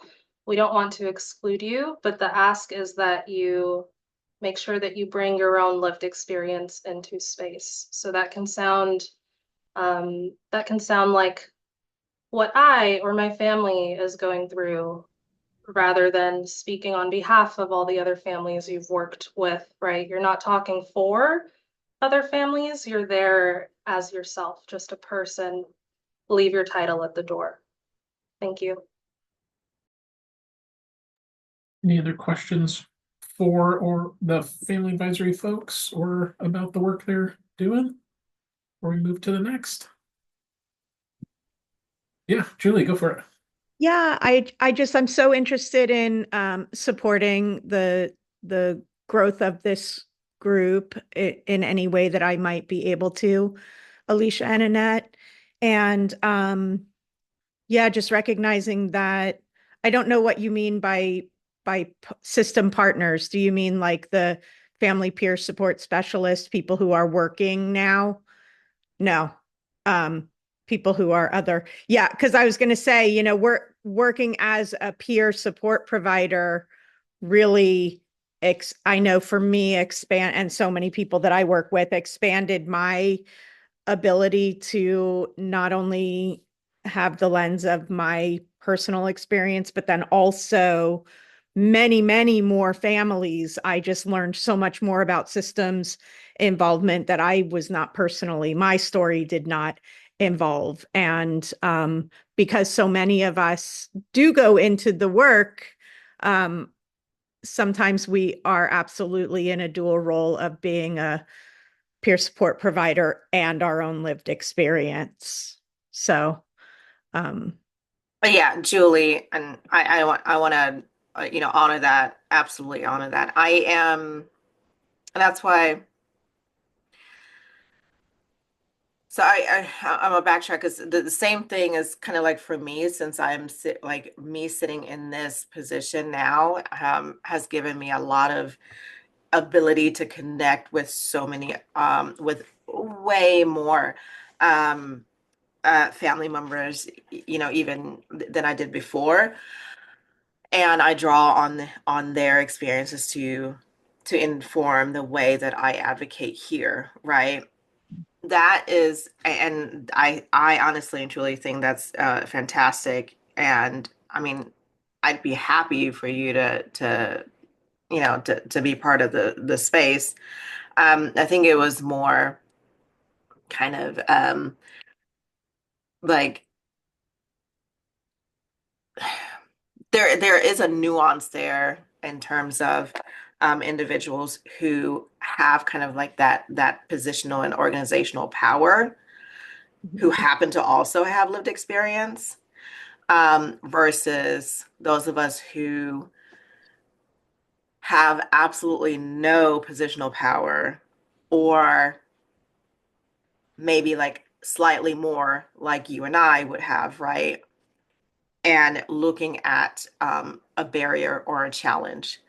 Um, Now, the more we engage over in that space, and like I'm saying, like we're literally just in the very, very beginning stages of the planning. And I do want to try to figure out ways to get um, um, other folks through or their experiences into the family committee as well, as long as it is through that family member lens or caregiver lens. But like I said, I mean, we are literally in the planning stage right now, and really only, first off, just creating group agreements tomorrow. Big tent. That's what we're looking for. We're putting up a big tent. All right. Youth Council. I know that Jesus is not able to be here. Joylene, I see you and I see a couple other members of our youth council are here. Am I turning this over to Cameron and Caleb? So Jesus is not able to be here, but she has asked if she can delegate this portion to Cameron. Cameron, are you prepared to speak to youth council updates? Yeah, hi guys. Yeah, I think I don't need to explain that. Joylene just did. But yeah, so Youth Council recently contributed to OHA's state health assessment, which is exciting because they have not traditionally captured youth voice. So assuming they use the data that they captured, then we will finally have some youth voice in the state health improvement plan. So that's really cool. We recently did an advocacy training where we learned about like how to do an elevator pitch related to certain, like for example, the LCs that SOCAC is doing, but just in general, like using our stories as tools for legislation. And that was actually in collaboration with Oregon Youth Addiction Alliance, which Caleb and I will be giving an update on in a minute. So that was a cool collaboration and a really enriching training that we did. And then also going forward, we are prepping our panel for the Oregon Alliance Annual Summit. We were invited to speak about trauma-informed care, and we're all really excited to go out to that together and be all of us in person for the first time ever. So that's going to be really exciting. So thanks. Any questions? I see some things in the chat. Alicia is glad that OHA reached out and got everybody's voice for that state health assessment. Yeah, any questions, comments? I appreciate you all and the work that you're doing, and it's exciting to see. So I think we're doing some really solid things. And I look forward to learning from you all at the Alliance Conference in a few months. So I'll see you there. The DEI committee, that is you, Annette.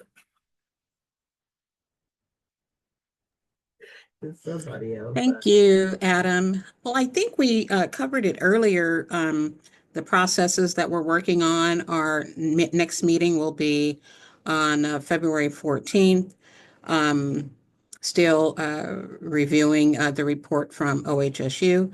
So that is happening. Still waiting on information about priority populations. That is also going to be happening, having that discussion. So yeah, that's we're moving on. Thank you. Questions for Annette about the work that's happening in the DEI group?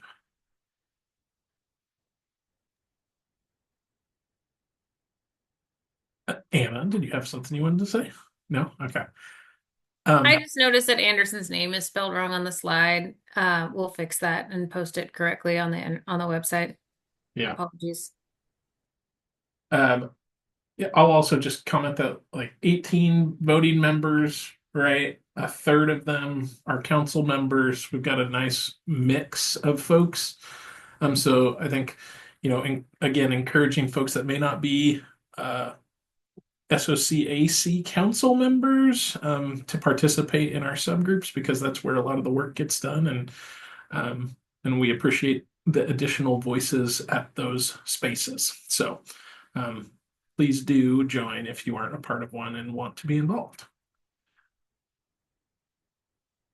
Next, Andrew is going to talk about data. Okay, well, hello everyone. We have been focusing the vast majority of our time in the data committee, working with the data team at OHSU and to a certain extent with some of the Yukon folks to prepare the assessments that are going to feed into the strategic planning process. We have also, as you know, I don't need to read the slide here, but we've kind of reconstituted the group.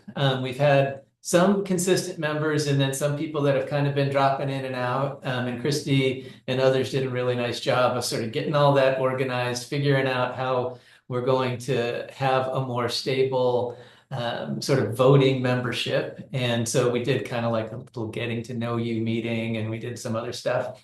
So that was all fun.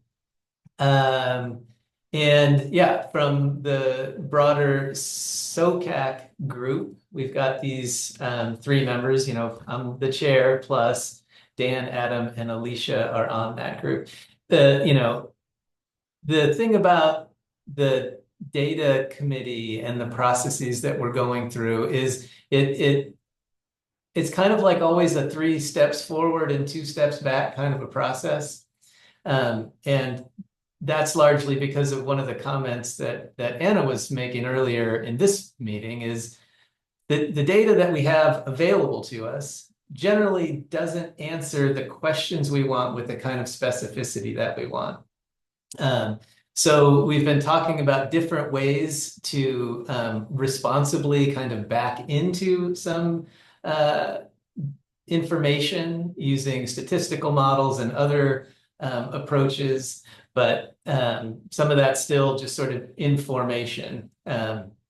But again, the biggest lift so far has been the assessment that OHSU has been working on our behalf. And I think we're going to be, I think there's a second draft out, and we're going to be releasing it more broadly pretty soon here. So, Christy, what did I miss? The mighty Christy's the one that really makes things happen in that committee. So. Yeah, thanks, Andrew. Yeah, I think the system of care assessment that OHSU has been working on, we'll hear and receive a presentation about that assessment at the March meeting. So we are hoping to get you a final draft by the end of February. It's a pretty extensive document, and I'm really hoping that folks will set aside some time last week of February to really dig into that report, kind of flag your questions, the data that stands out to you, so we can have really a robust conversation about that report in March, because that really will be one of the primary data sources for the strategic plan. So really excited to get that over to you all. It's been a lot of work, and really want to appreciate our OHSU team and colleagues for getting that together. The care pathways analysis, I know, has also been a product of interest. We are still working on that with University of Connecticut, but have ran into some challenges related to where to store that data safely. Anyways, it is moving. It's been slower and more complicated than I think anyone had imagined. But we are still working to bring that into the conversation here sometime. Hopefully by the end of spring. Definitely hopefully by the retreat. So thanks for your patience. I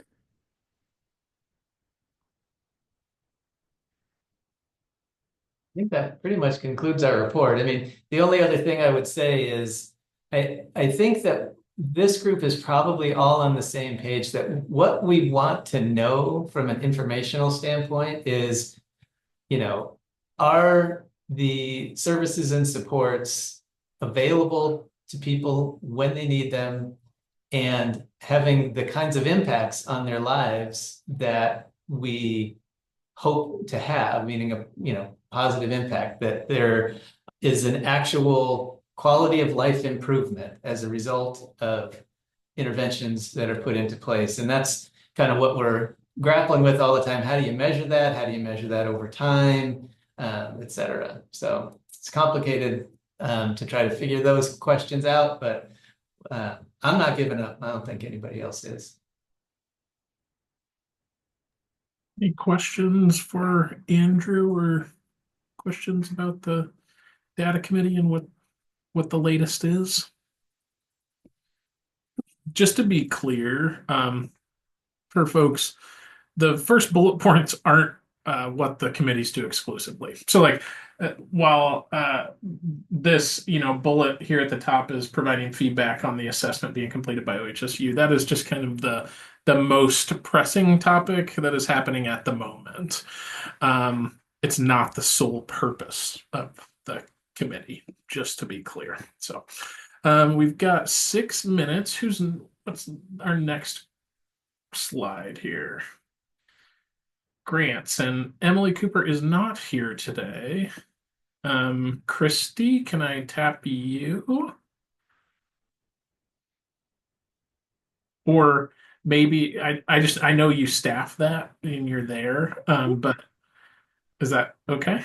Yeah, no, I'm happy to step in, Adam. Thanks. Yeah, so the grants committee mostly been talking about how to distribute the funding for the 25 to 27 biennium. At the last meeting just last week, the committee officially approved the proposal, which would basically provide an amendment to our regional grantees and to the 9 federally recognized tribes, another $200,000 for the biennium via simple amendment. We're going to continue to require investments in youth and family engagement and diversity and equity inclusion related categories, and also going to, for the first time, expect to see some allocations towards strategic planning, which we hope will help to both engage our regional partners in our strategic planning process, as well as give them supports to develop regional specific implementation plans that are in alignment with our plan, and just really help to shore up the communication and family engagement across the state. So really excited about that. Yeah, again, we have 18 voting members now. We've brought on some new friends from Oregon Health Authority. We have 2 tribes participating on the grants committee now, which is really exciting. And want to give thanks to Alicia, Dan, Carissa, and Annette for participating on that committee. and welcome any of you to kind of chime in. Anything Would want. you help me? What does YDO stand for? Youth. Oh, thank you, Adam. Youth Development Oregon. Okay, thank you. We do so well in these, and then like literally I couldn't remember. I thought it was youth development, but I wasn't sure if it was Oregon or what it was. So thank you.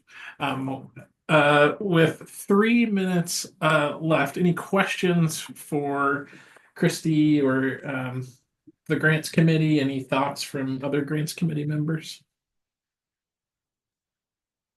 I would just add that I think it's a big improvement, the way that we're distributing the funds to the regional councils, not having them have to go through a whole another application, which is pretty intensive. And but we still have adequate oversight in place. So I think that was a really good change. Yeah, get the money out to do the good work. Help kids and families. Don't tie it down in administrative burdens. So right on. Well, it is 2 minutes. We're 2 minutes ahead of schedule for public comment, but I think it probably is best to just stop there and go Sorry, ahead. Adam, do you Yeah. mind? The Oregon Youth Addiction Alliance, I'm not sure where our slide went, but we have Caleb and Cameron here prepared to give an update on that work. On committee reports. Yes. Yeah. So committee reports were initially intended to start at 3:10. We had public comment reserved for 3. And so I just want to make sure anybody that saw the agenda and came in to give public comment at 3. And then once we close public comment, we'll go back to those, if that's okay. Perfect. Thank you for clarifying. Yeah, sorry. So with that, let's open it up for public comment. If folks are here, feel free to raise your hand. Feel free to come off mute if nobody else has got their hand raised. We would love to hear from you.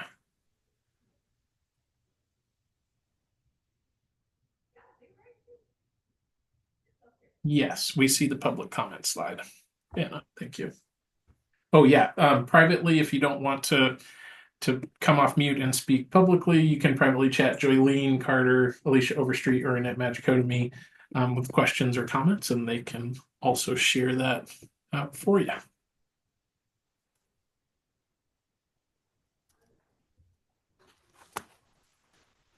I see Rachel would like to raise their hand. Oh yeah, Rachel, just jump in. Welcome. Hi there. Hi, sorry, for some reason I'm not finding the hand raising thing. Anyway, hello everyone. I've just been listening and thankful that you all are doing the work that you're doing. So thank you. I just found out about you, and I am here partially to represent a community-based organization that I work with called Serendipity Center. And it supports all of our students have disabilities. All of them have mental health challenges. Many are struggling with poverty. And my sense is that y'all are working to support kids like ours. And so I would love to be involved in some way or help you as if we can be of help as you gather the information that you might be gathering for your strategic plan or in any other way. I'm just curious about how people in the community can help inform you or be involved with what you're doing. Yeah, well, welcome. I'm glad that you heard about us, and I'm glad that you are able to be here. What I would say is that yes, absolutely, we would welcome your voice. What the opportunities, so the 25 seats on the council are appointed by the governor, and then we have many. So the only open seat we have as of right now on the main council is for the community behavioral health director spot. Yeah, okay. Just making sure I had that right, Anna. And then we have a variety of subcommittees that, we were just speaking about some of those, and we'll move through the rest that non governor appointed members can request to engage in and attend. And those are just approved by Annette and myself as the co-chairs of the council. And so if you hear anything of interest, those are all public meetings. You're welcome to attend as a voting member or just as a member of the public. And so we would welcome, any engagement that you're interested in. I'm familiar with the work that Serendipity does, and appreciate the role that you all play to care for young folks. And so, there absolutely is a space for your insight and knowledge and expertise as we try and do better for all of our kids in Oregon. So, if you Awesome. if you So it want, sounds, oh, sorry, go ahead. oh, sorry. So it sounds like really, and I see Alicia and Christy, maybe we can talk offline about what committee might be best for me to get hooked up with, or how else we might be able to help. Yeah, I think Anna Williams, Christy Hudson, Joylene would probably be the three, because they're the three, and um, Corinna is here as well. So they're the four folks that are council staff, and they can definitely get you a readout of like this, we've got this work going on here, this there, and engage you and see what might be of interest to you. So if you want to send them your email or Yes. yeah, okay, perfect. Are there other questions or comments that you have? That's great. Thank you so much. Yeah, well, happy to have you. Thank you for being here. Other folks have any public comment?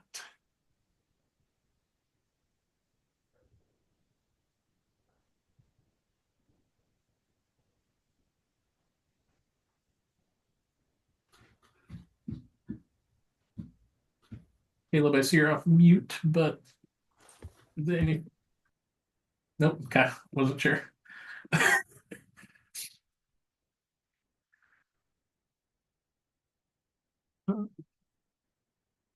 I'll practice pause, even though Jackie's not here to tell me to. Give a little more space.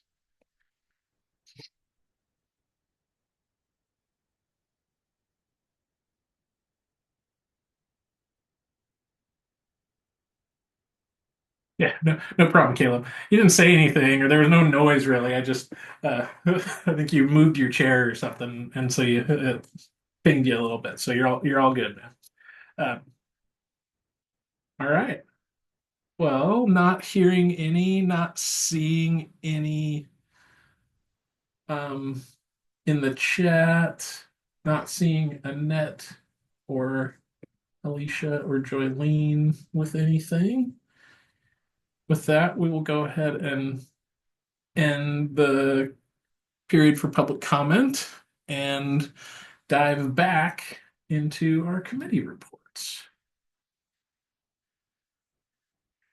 And we're at the State Agency Standing Committee with our new chair, Ebony Clark, who I actually don't think is here. Or did she join? Okay, I didn't think so. No, I don't think she was able to make it today, and she let me know she needed to be excused. And I don't remember, there was something big happening at OHA, which is why there wasn't, like, Chelsea or Hillary, who usually fill in for her, also not able to make it today. So I'll be doing the update as Christy and I both actually staff this committee. There's a lot of administrative work involved in the State Agency Standing Committee. What that committee does is really sort of the action step place for the agencies to try to implement the work of the council. We focus a lot on resolving barriers that have been reported to us by local system of care partners through their required CCO reports. Right now, we are really trying to refine the process that we use to resolve those barriers. So at the end of the 2024 year, we updated our policy and procedure around barriers. So it's like a formal document that says, like, this is what we do and this is how we do it and how we prioritize things. and really clarifying the role of the SOCAC and the role of that state agency standing committee, as well as OHA, who receives some barrier reports from our CCO partners, our coordinated care partners. Oh my gosh, I just said like 14 acronyms. I'm really sorry.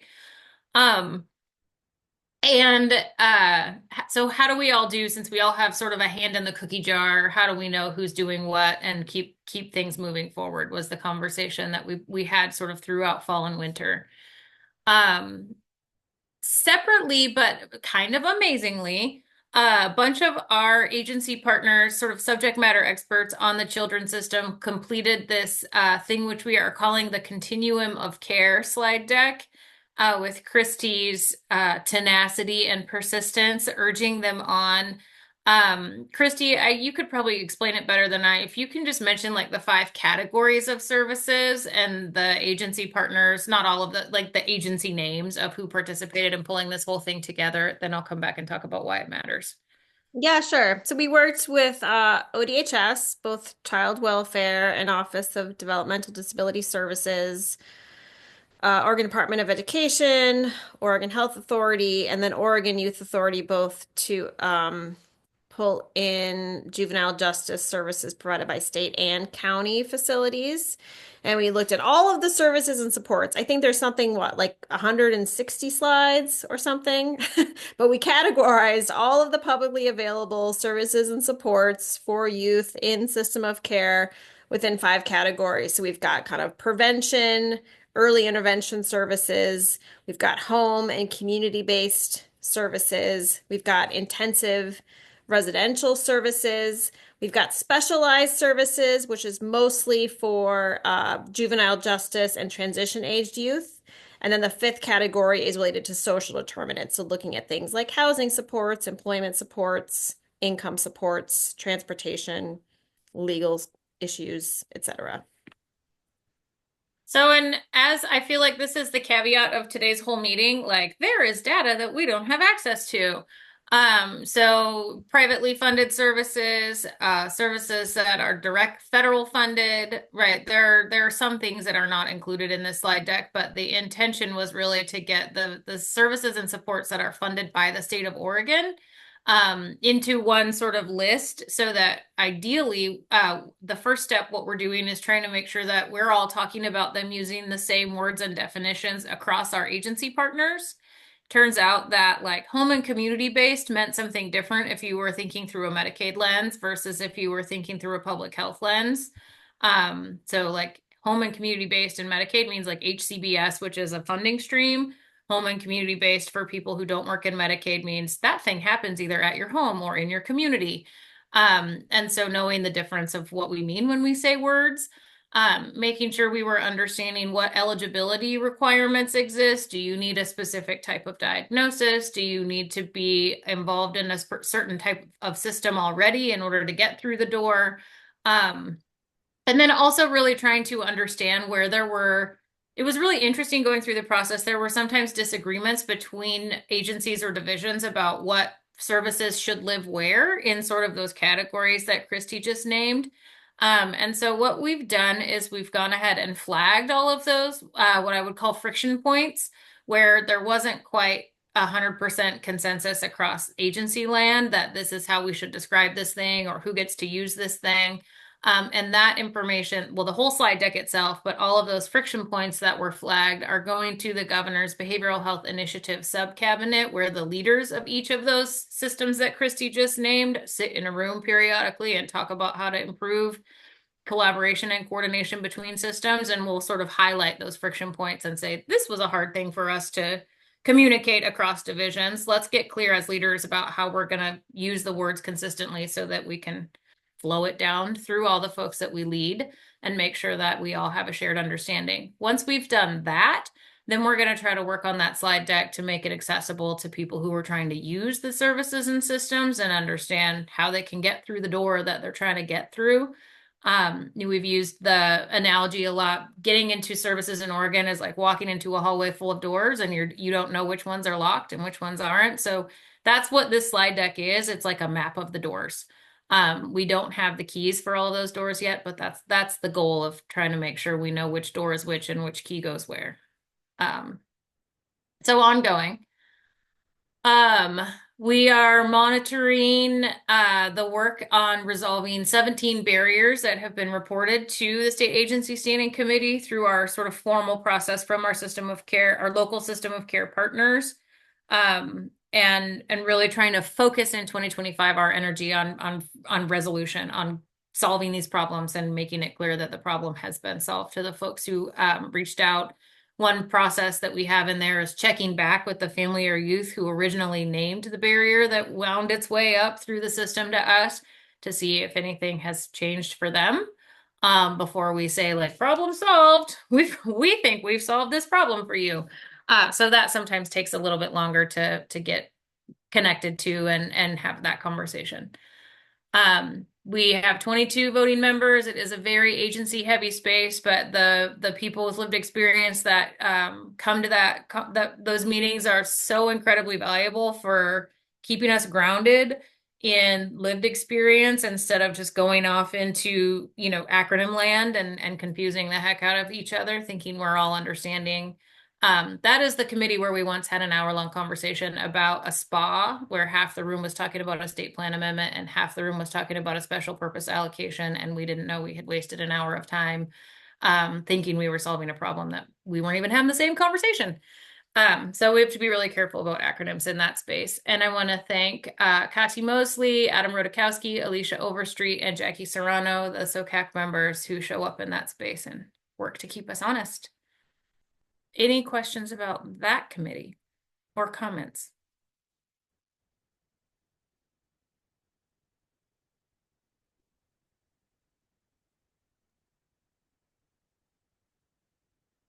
It is fascinating as a member of the council and former state employee, state government employee, to sit in that room and listen to all the complexities of bureaucracy.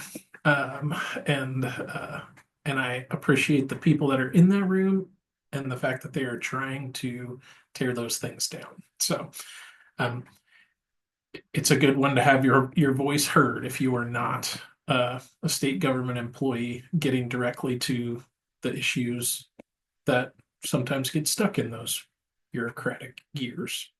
So I would encourage folks to join that one if they're interested. Legislative committee. Many of you know that the legislation season has begun and has actually been surprisingly calm. It's a long session so far. It seems pretty calm to me, at least from my position. It is a long session. I know Robin's like, shut up, Adam. You're yeah. What planet do you live on? I don't know. I mean, to me, it seems a little bit calmer than normal. Maybe I'm just getting used to the chaos. That could be it too. Denial is not just a river in Egypt. Yeah, right. Shout out Dochi. We will turn it over to Robin to tell me why I'm wrong and that it is going very, very fast and furious. So, Robin, go for it. Well, hi, I'm Robin Henderson. I use she, her pronouns, and I am the chair of your legislative committee, where you can come join us now every other Wednesday morning. We have a load of fun at 8:30 in the morning. We have taken up the last two of your general System of Care Advisory Council meetings and sucked most of the air out of the room talking about our own legislation. And we're not going to do that today, so I'm going to keep it really, really brief. Right now, what we're focusing on is listening to partner agency bills, listening to other things that impact the system, and seeing if there are things that we want to weigh in on, things we want to have an opinion on, et cetera, et cetera. And we have a whole slate of bills we're going to hear about tomorrow. That's going to come out in the agenda. And if you're at all curious about how the legislative system works, if you're excited about a particular bill and want us to think about it, or just even know about it, shoot me an email, shoot Anna an email. Any and all are welcome to attend. This is generally a very, very well attended meeting, and we would love to see you there. Are there any questions?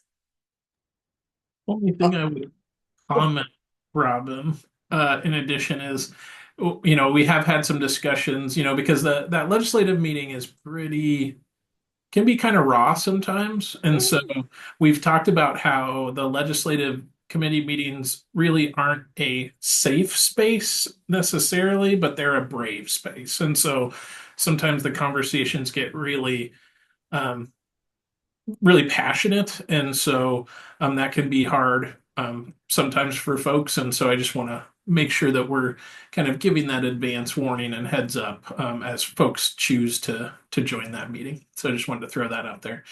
But Thank you, Adam. it isn't boring, I can tell you that. Adam, I think it's also, that's a really helpful flag. And I think it's also important to mention that in regard to the state agency standing committee. There are people in that room who talk about child abuse all day, every day for part of their job. And the conversation, we can be talking about something that's terrible. At our last meeting, it was, some definitions around investigations. And there was like, we're just sitting here talking about torture like it's a thing that people talk about every day. And it's not, right? And it can be activating and upsetting for people. And so just knowing as you're coming into some of our spaces, like we're talking about child abuse and horrible things sometimes. And if that isn't where you're at in that moment, it doesn't mean you don't get to participate in the conversation. But we do have difficult conversations, especially in legislative and state agency standing committee. And just know that it's okay for whatever you need to do to take care of yourself, but that you're welcome. You can step out, you can come back. We want you there, even if the topic is challenging for you to participate in. So I think it's a good flag, Adam. And I don't know if there are other spaces that are kind of challenging like that, but those are the two that pop into my mind specifically. Yeah, agreed. All right. Well, thanks all. Join us tomorrow morning, 8:30. The membership committee, Chair Adam Peterson, and I know Adam is under the weather. Did we lose him? He's still here, but I don't even think he knew he was going to have to talk. Adam, are you? Didn't even know I was a chair of something. This is an exciting moment in my life. Can I share what we talked about yesterday, Anna? Yes. Okay. And that the membership committee reviewed applications for the open youth committee or the youth member spot and felt like we have a really good fit and are going to be moving someone forward in the process to for approval from the governor. So I felt really good about that. And we still have one vacant seat, but it looks like we are still waiting to get additional applications for the mental health director vacancy seat. So once we fill the youth seat, that'll be our only open one, I think, right, Anna? Cool. Yeah. So that is the update from the membership committee. Questions, comments for Adam? We did. Yeah, Caleb, go ahead. Yeah, I just wanted to say thank you so much, Adam, for bringing that up regarding the youth council seat. That's something we've been very eager for a long time to fill and have a very honest representation of our youth council in these spaces regarding all the above like aspects, diversity, equity, and inclusion. And well, I can say it was an honor to be a part of that, and we are very excited for that announcement to be made. Yeah, thanks, Caleb. And I will say, out of the 3 applicants, they were all really high quality applicants, and it's something that if we it was there was more than one really qualified applicant, and that's a really good place to be, is when you're having good discussions about truly the right fit and how someone might fit in. So I'm really excited about how moving this forward. So thanks again, everybody. Any other questions or comments on that one? Okay. Executive committee that is co-chaired by the co-chairs, which is Annette and I. Annette, do you want to take this? Do you want me to? Yeah, okay, thanks. Good teamwork. So yeah, we've reviewed the budget for strategic planning, right? trying to make sure we're focused on community outreach and engagement in that process. We don't want it to be an echo chamber. And so we made sure to prioritize our budget that we had ample money available to do that. We've approved staff, so our some of the folks from our SOC AC team and appointed members of the council that have lived experience to attend the National System of Care Conference in DC in July. So that is very exciting. We're happy that we're able to provide the opportunity for those folks to go and learn with and from other folks that are doing the same work in different states across the country. We are a sponsor. We heard a little bit about the youth panel that will be presenting at the Alliance. The System of Care is also a sponsor of that conference, and that's out at the coast, Salishan, in April. We are also currently serving as the strategic planning core team, and again, informed by the qualitative data work group. We're going to build that team out, right, as we go into the strategic planning process, which you heard from Patty about more. And then the participants, so it's the chairs of all the other subcommittees. So Annette, myself, Robin, Emily Cooper, Andrew Grover, Jesus, Ebony, and Alicia. And we missed the L in Alicia's name on that slide. So so we meet once a month. Sorry about that, Alicia. I see your laughter, so I think you're rolling with it. Yeah, right. I know.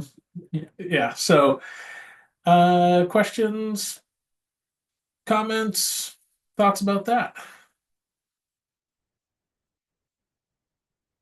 We also work to set the agendas of our large council meetings in those spaces.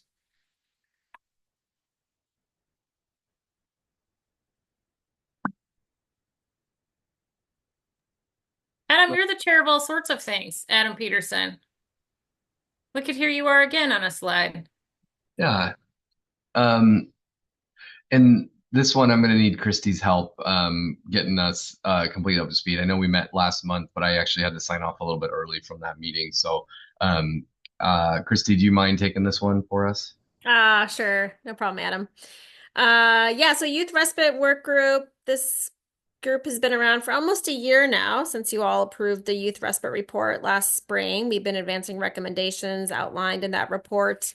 Primarily working on getting some communication materials out. One major gap that we heard from youth and family in particular when we were developing those recommendations was a lack of understanding and awareness about what respite is, stigma about respite. So we have a series of fact sheets that are almost finalized, just got some really pretty looking versions back from OHA's publications department. Going to make a few slight adjustments and then hopefully get those out by the end of February. We've also been working with a video producer at OHA to develop a 2-minute video about respite. So it's been really great. He went around the state and interviewed providers, family members, youth who have accessed respite. He went to drop-in centers. He stopped in at a parent event that was hosted by the Lane County System of Care in partnership with the ARC. They have a respite program they've been running with our System of Care grant.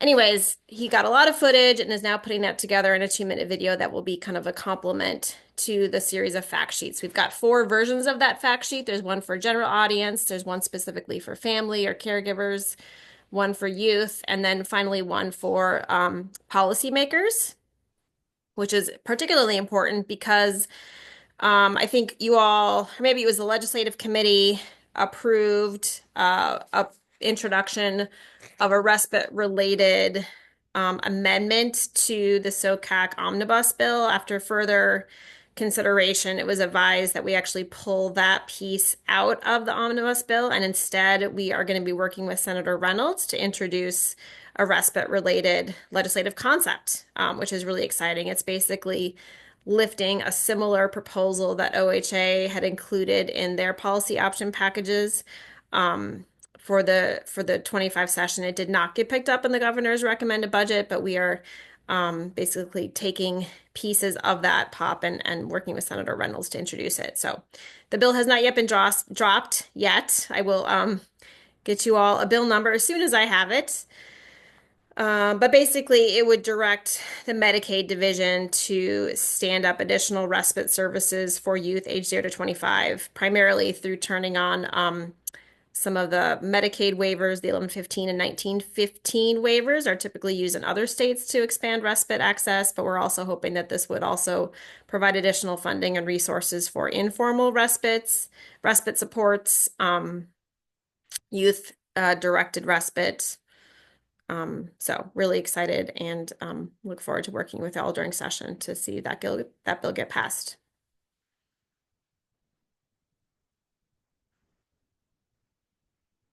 Thoughts, comments, questions? That is a time-limited work group, as mentioned, not really standing evergreen one, but hopefully we can get it passed.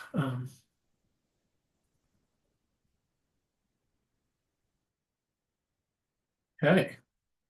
Moving on to the next one, Behavioral Health Workforce, House Bill 4151. This one is contracted out to the Oregon Child and Family Center for Excellence. And their executive director is Vera Stolil. Are Vera and or Kitty here, or are you reporting on this one, Anna? It's in there. They asked me to provide the report for them today. Perfect. So this is a project that was handed to us by the legislature in House Bill 4151, which is why you see those letters and numbers on the slide at the bottom of the title. So far, they have established 3 work groups. There is a work group around professional authorizations and regulatory issues. There is a work group around sustaining the children's or youth behavioral health workforce and parity. So what parity looks like within the youth behavioral health workforce itself. And there's a work group focusing on the pipeline and barriers. And in that case, what we mean is how are folks coming into the profession? How are they climbing up through the professional ladder? And what are the barriers for folks to continue to grow in their career and their practice as they walk up that ladder, climb up that ladder? There are sort of a lot of disconnects in the behavioral health licensure and regulation system where you have to kind of stop and go back and get different training if you want to continue up an organizational ladder. And so one of the things that group is looking at is, are there ways to be more aligned and create career ladders like you see in some other professions where somebody can just kind of keep crawling up and making more money and gaining more really organizational or institutional power as they go. So that is a conversation of 3 conversations that are happening that will all be woven together into a final report that will first be approved by the work group and then sent to us to review and be approved before it's submitted to the Oregon legislature. The charter, they're writing a charter for how they do their work and what's in scope and what's out of scope. Expect that to be approved yesterday. Did not hear from them whether they approved it or not. I think they had some edits that they wanted to make via email, but if somebody who's in that room wants to correct me, feel free. The professional authorization work group is the most active group right now. They are drafting a framework for evaluating any new proposal for professional authorization. There are some folks who want to propose that we add a new professional authorization to what exists in Oregon in terms of being a licensed clinical caregiver in Oregon. And so first they've decided they want to have this sort of framework that they would evaluate any additional authorization against before they consider this particular proposal or idea. So that's been the work that's been the most active so far. Separate from that, there've been the other 2 work groups, the Sustaining the Workforce work group and the Pipeline work group began meeting last week, and they're doing the same thing, clarifying what they're there to do and what they're not there to do and figuring out what their next steps are. And then all the members meet in a full committee meeting on March 6th, where they'll do something very similar to what we're doing, receive updates from their work groups and engage in conversation and cross-pollination from there. SOCAC members that are represented on that work group are Alicia Overstreet, Anderson Dubois, and Annette Magicotami.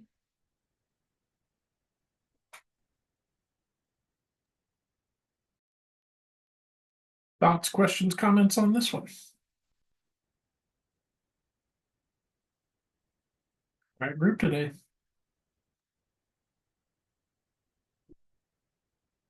All right.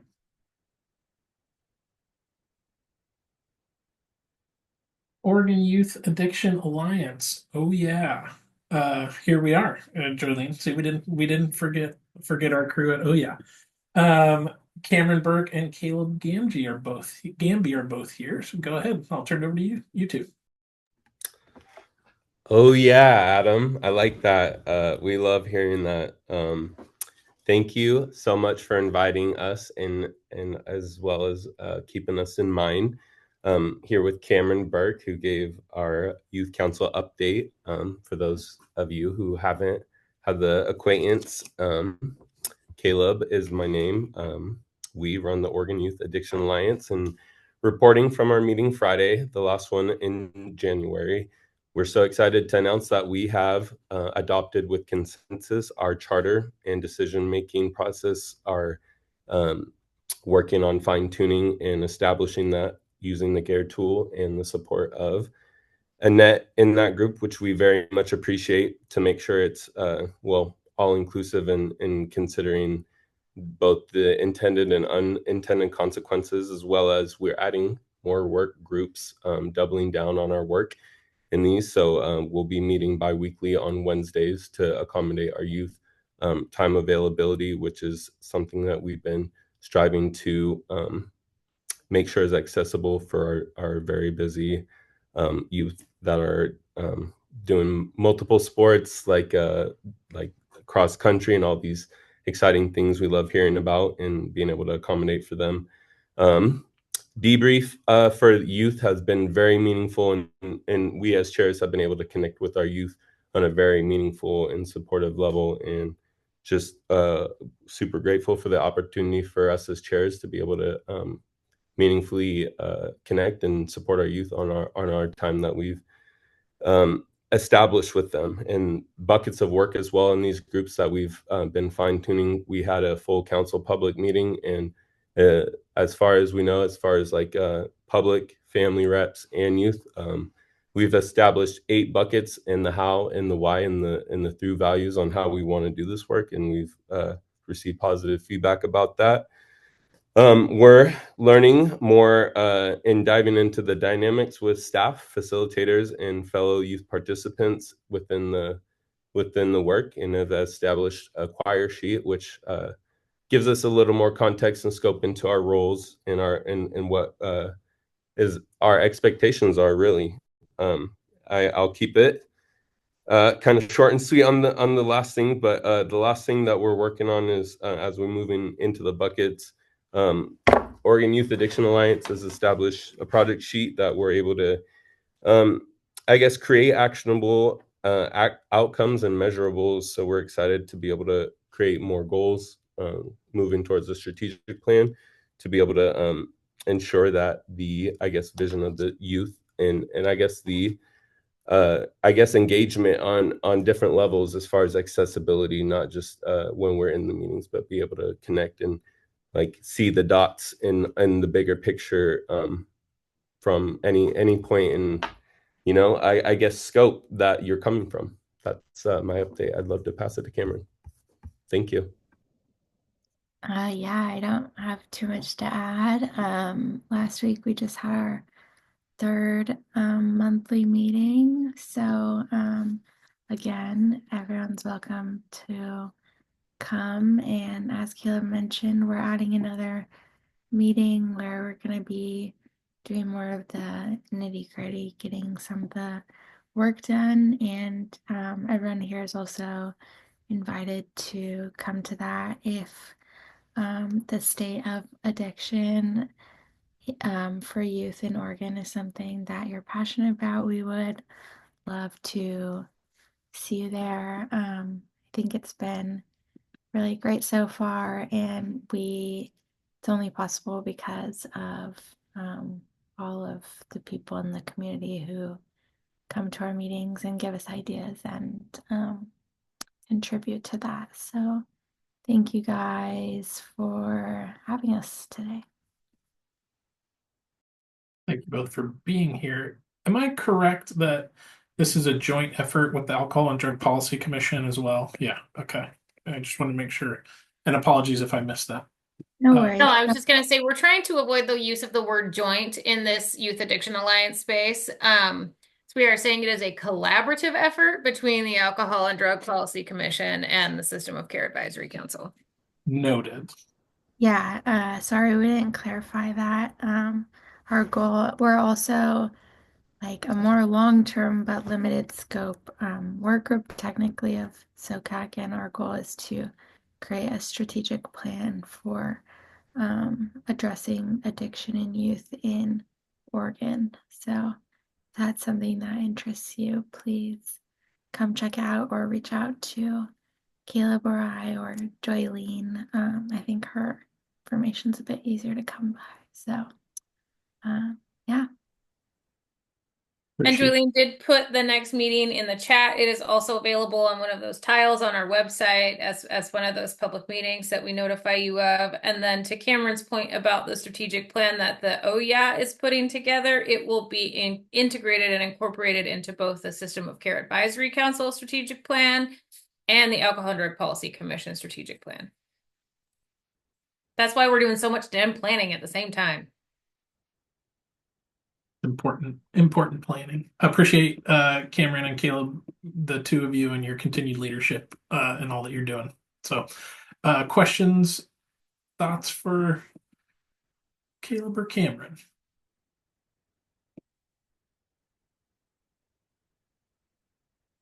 Okay. Do we have any more? Have we reached the end? Wow. So yeah, that is. So those are all the committees and other work groups and things that the System of Care Advisory Council is doing outside of this meeting. So again, just inviting you all into those spaces if you have interest. Please don't hesitate to reach out. We are definitely looking for continued engagement in those settings. I will pause and turn it back to Annette.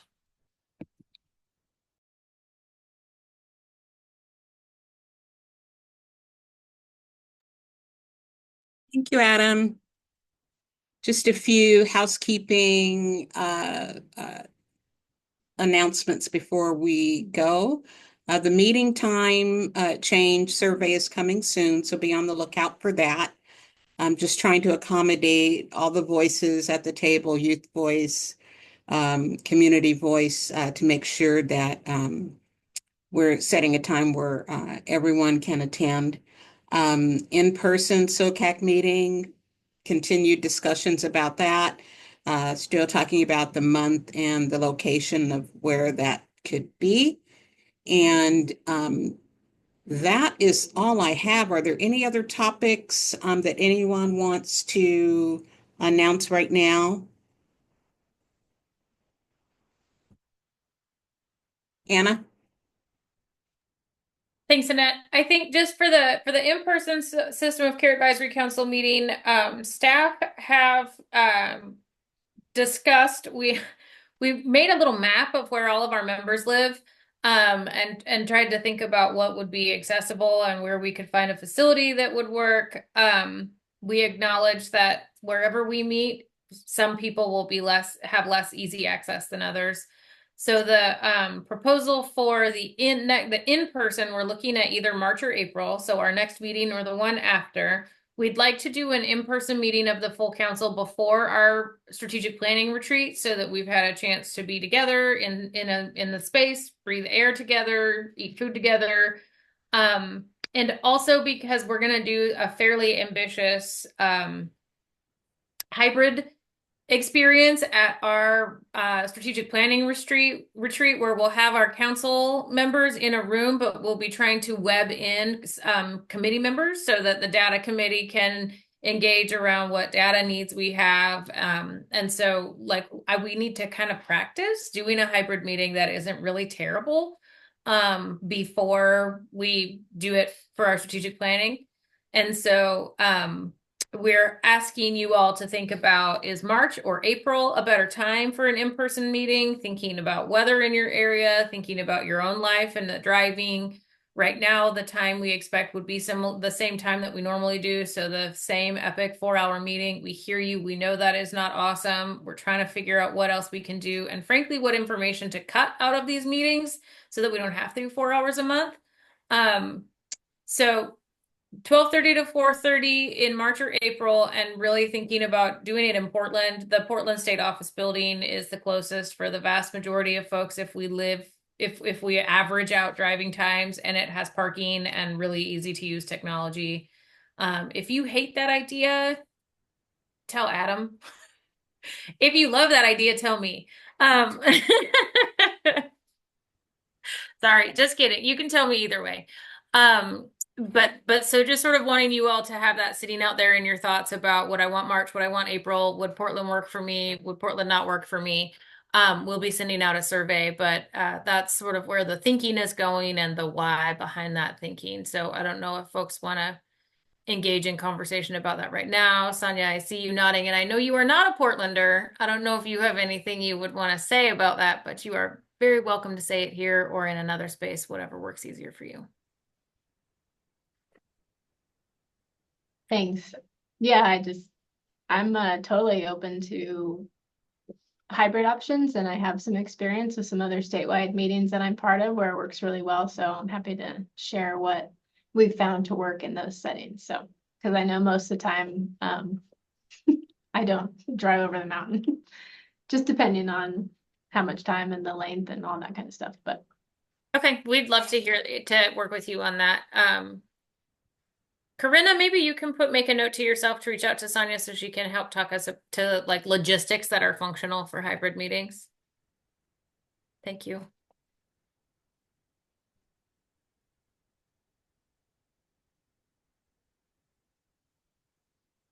And Adam Peterson wants it to be clear that if you are upset about that proposal, it's Adam Rodakowski, not Adam Peterson, who you should vent your frustrations to.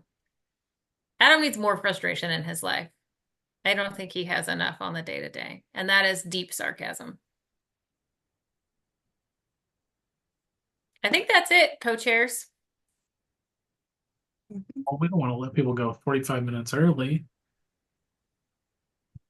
They're gonna think as long as they don't comment on stuff, we'll just end early every time. Kyle was perked up like, "Whoa, buddy, settle down." Our in being serious, our next meeting is March 4th, 12:30 to 4:30. Thank you all. I hope y'all are hanging in there. I know it's been a wild couple of weeks, and so take care of yourself, take care of each other. Be nice. I hope you all have a good rest of your day.